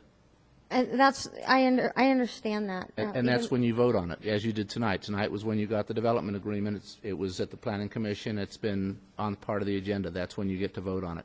Right, but in the closed session, I'm being accused of having the agreement and knowing the agreement when I mean, did you go over all the terms in the agreement? I mean, we're going to get the the audio tape. So what I'm saying is that that you say that, Angela Bias picked up this agreement. She had, you give me 3 days to read the agenda. She had 3 days to read this and then gave direction in there. I'm not comfortable anymore because I just don't trust the whole process. I feel like, something bad happened here and it's 4 against 1 here and I'm trying to alleviate that in the future. Right. The purpose of the closed session is to give direction to staff as to negotiations if it's a real estate transaction, how they want staff to proceed with the negotiations. Typically, we will discuss the relevant deal points of the transaction and you direct staff. Again, the agreements will always come before the council in open session for a vote in the public arena. The purpose of closed session is not to hide final decisions from the public. The purpose is that the undue influence that can be applied to a transaction and it's to when protect, it's in process. Right, and it's to protect the other side, to keep confidentiality when there's confidential information. When you're negotiating a real estate transaction, that's why there are those exceptions to the Brown Act to transact everything in public, is to give you the ability to negotiate sensitive real estate transactions, and so that the public doesn't have advantage. A developer will not do a deal with a city if the whole structure and strategy of his transaction is known to the public. The competition would be incredible.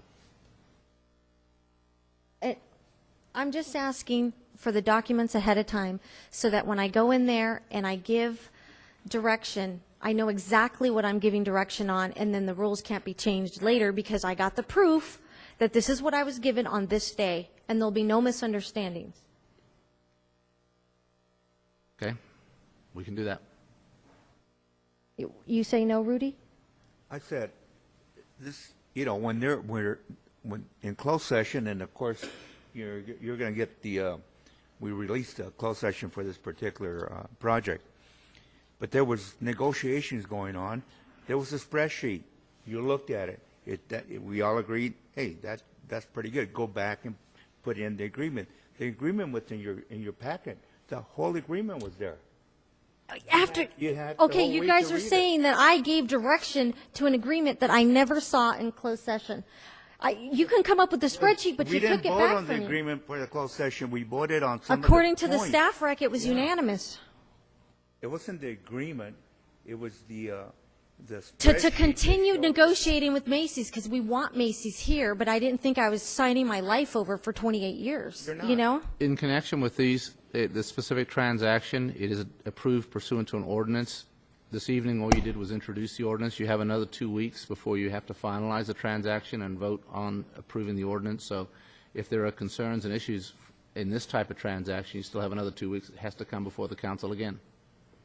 Isn't that the routine on public hearings? That's the routine on most, well, it's the routine on transactions that are approved by ordinance. See, my problem is that the staff rec references closed session discussion. Okay, and it says it's unanimous that I agree to it, even though on July 3rd, I'm like, I find it odd that construction already started. You know, I'm not real comfortable with it. I want to talk to the Orange County boys, and next thing I know, I feel like, you know, I'm being roped into this. So in the future, if I have the agreement and I know what all the terms are, so that when I go into closed session and I give direction, I know exactly what the agreement's going to say, so I don't get accused later of giving direction on something I didn't know. So can I have it or not in advance? Typically, you could have it in advance. Again, a lot of times before the transaction is final, the other side may not be willing to release the document. It's not a final public document at this point. Well, how about if you could just give me something in writing of what the agreement is, so that I'll have that as proof? That is something that we could achieve. We could give you a summary of the draft as it exists at the time. Mr. Mayor, emotions are very high tonight, and it's understandable given the last week or so. I do want to remind the council member and the attorney that this is just the discussion about possible item for a future agenda. You're starting to have the discussion about the item itself, and our practice has been that if the council agrees to discuss this, it'll be agendized so that the public can have comment on it if they choose to, and ultimately the council can have a full discussion at that meeting. So I didn't want you to go too far in. Well, then I suggest that we at least do that. Let's agendize it, just agendize it, and we can have a full discussion, have our city attorney brief us as to the issues related to that. You know, I've always found it very helpful that if I had a question, I'd go to staff and ask them what was going on or what the issues are. Waiting until it comes before city council in closed session or even in an open session makes absolutely no sense. So I also think it's entirely inappropriate for a council member who's got to sit in a judgment role on the ordinance or the ultimate decision to be carrying on individual conversations with parties to that whole agreement and doing sort of individual negotiations with the parties. I'm entirely opposed to that. I don't think there's any What are you reason to ever talking do about? that. Are you referring to my meeting with the guys? Is that what you're referring to? Possibly. Well, I don't know anything about that meeting. You don't know anything about that meeting? The meeting you had with them, I have Yeah. no idea what that was about. Well, you need to talk to staff, because I got an email saying that we wanted to meet, and we talked about it in the closed session. I'm sure that's recorded. Unless the recording was edited. And that's another thing. I want to know if we can have some type of system where they can't edit the closed session recordings. Because to be honest with you, I don't trust you guys. I don't trust you.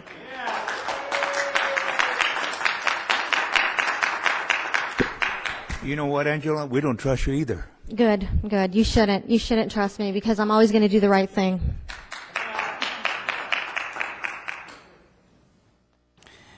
the tape will speak for itself. All right, we'll move on to If it's not reports from edited. staff and council members, and I will start with staff. Mr. Mayor, I do want to apologize. I was a little bit flippant about my Facebook comments. I do not spend a lot of time on Facebook, but I tend to, over the last week or so, I get an email or a phone call or a text saying, hey, you need to look at Facebook because such and so said this, and quite honestly, it's a huge distraction for me. That being said, Mr. Metzler and I have been disparaged on Facebook. He and I both prepared a written statement so that we stay on point. And I would request that the council allow us to complete the reading of our written statements before making any comments. This goes staff, and then council, you'll have a chance to comment after we're done. Mr. Mayor and Council, as many of you know, I have grown up in Victorville, attending local elementary, junior high school, and high school. I've worked for the city proudly since graduating from college. Making a positive difference in the community I grew up in has been particularly enjoyable to me. However, the ability to make a continued positive difference has been distorted by a city council person that focuses on the past negatives that Mr. Robertson and I are successfully overcoming. This distortion is keeping us from moving forward positively. Relating to the mall, Ms. Valles has been distorting the truth of my role in this transaction and using that distortion to align myself and Mr. Robertson with the term management. As known, the term management has a negative connotation due to the undertakings of our previous city manager, Mr. John Roberts, and the organizational and financial challenges we face today. That is not fair to us as current employees, people, and residents of your community. As a member of your community, I am ashamed to have a council member represent my community interest while misleading the public for purely political purposes. The latest example of this involves Ms. Valles' use of Facebook on July 13, 2012 at 10:11 p.m. In that post, she states that she just read the staff recommendation and it is a complete and total lie. The deal was sprung on us July 3rd after the fact, and the good old boys went along to get along. Review of our closed session minutes and audio dating back to February of 2011 shows that this transaction was not sprung on July 3rd, and in fact, that she had supported the direction to proceed and not oppose Macy's. It is Ms. Valles that is lying. She is a liar, and she is abusing her authority as a council person to inflame the public. A logical resident must hope that she doesn't treat the public the same way in her professional life. Mr. Mayor, members of the council, I decided to move to Victorville after getting a job here because I wanted to live in the city where I worked. I've lived in the high desert my entire adult life. Since moving to Victorville, my parents have moved here, my wife's parents have moved here, and her brother has moved here. In short, our entire immediate family lives in Victorville. We are very involved in the community and intend to stay that way. Councilmember Valles has wanted to fire me ever since I challenged statements she made to the newspaper some 16 to 18 months ago following a conversation she had with Jim Cox and me regarding inland energy. Those statements misrepresented the discussion we had. Since then, I have done my best to ignore her comments on Facebook, even when they purposely distorted the facts, but I can no longer ignore the comments as they have become outright lies. Throughout Ms. Valles' tenure on this council, I have attempted to respect the position, let me repeat, the position she was elected to. This has become increasingly difficult recently as Private Angela asks me for advice, then Public Angela calls me incompetent. Private Angela passes me silly notes while speakers are talking, thankfully she didn't do it tonight, only to have Public Angela put on a show asking a series of tough questions later in the meeting, many of which I've already answered for Private Angela earlier in the day. Private Angela asks me questions via email or text, and then Public Angela sends the information to Mr. Mueller as her own. Public Angela calls me seedy or corrupt on Facebook, never letting on that some of her responses to her fans' questions actually came from me. She has them convinced that I am an incompetent, corrupt liar. I would especially encourage the candidates reportedly being supported by Ms. Valles, 3 of them are here tonight, Political Action Committee, to learn the true facts and history of the mall transaction, as they have been completely misled into believing Mr. Metzler and I acted as renegades. Reserve your judgment. Let me repeat, reserve your judgment until you know the opinion of both Public Angela and Private Angela. If you are successful in your run for City Council, you should know exactly the kind of person you are choosing to rely on for information. As always, I will make myself available to anyone who wants more information about my statements tonight.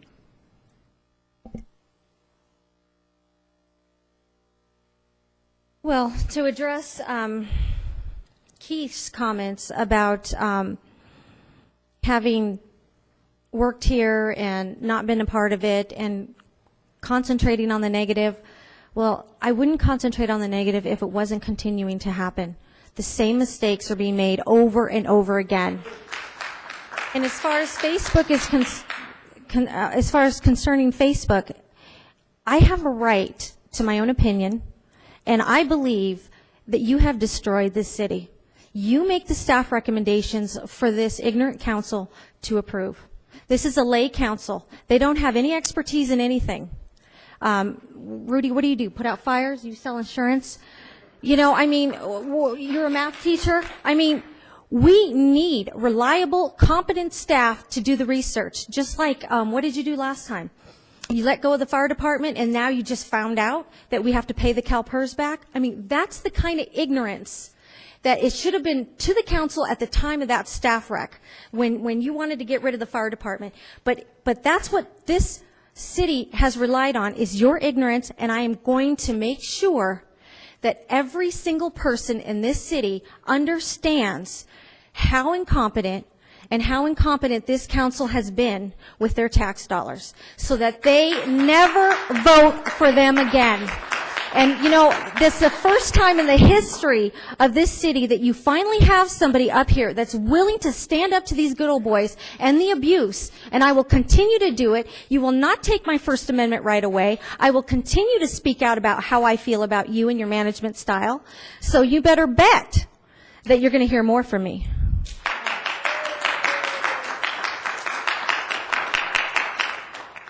I have to say, One other thing. And as far as I'm so innocent, I've never done anything, this is all John Roberts' fault, you both have been cashing checks from the city, that the taxpayers, and you have an obligation to speak out. And if you knew that was going on and you didn't speak out, you know what? It's called accessory. You are just as guilty as the one in front of you. I will say, I absolutely welcome the election that we're going to be facing over the next 6 months. This will give the opportunity for reasonable people in this city to gather the facts, understand the facts, and make selections for a positive movement in this city. I welcome this election. The more the merrier. I intend to participate actively as well. I intend to participate actively.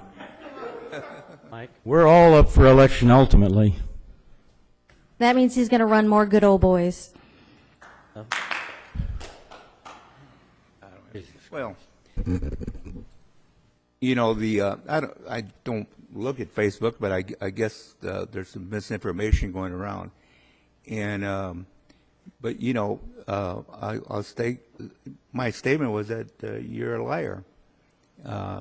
You know, just based on the information that's provided and what you say here on the council are lies. The facts are that we did go through this process specifically because we released information for this project for Macy's, and you lied, and that's all I have to say. You're never here. How would you know?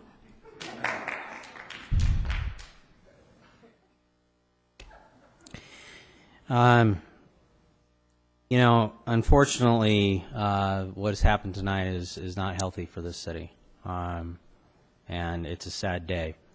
I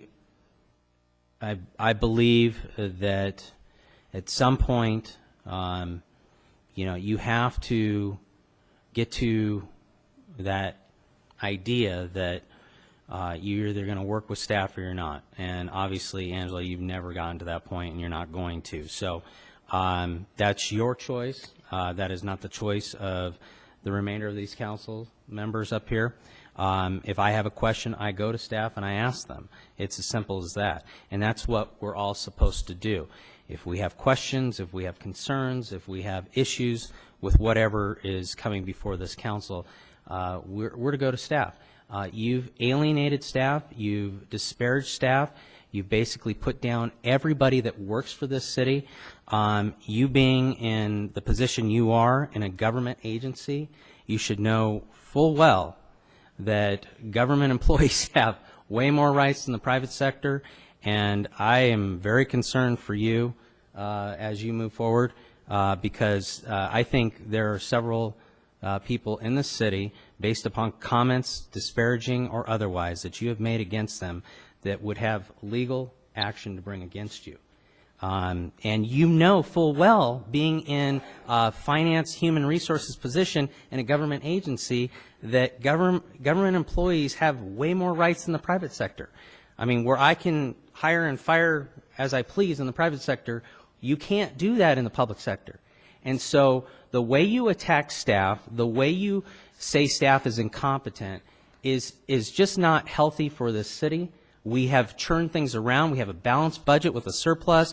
We've got, great things happening at our mall. We've got super Walmarts. We've got an interchange under construction. And all you care about is destroying the city. It's obvious that that is your agenda. It has been your agenda since you've come on. I actually thought you would be good for this city. That's why I talked to you originally. Boy, did I make a mistake. I made the biggest mistake for this city, and I apologize to the citizens of this city for doing that. But at the end of the day, this election will prove what the people of Victorville want. And if you want a business-friendly community that creates jobs, then you'll elect people that do that. If you want someone that's going to destroy the city, elect whoever she wants you to elect, because that's exactly what they'll do. And with that, we are adjourned.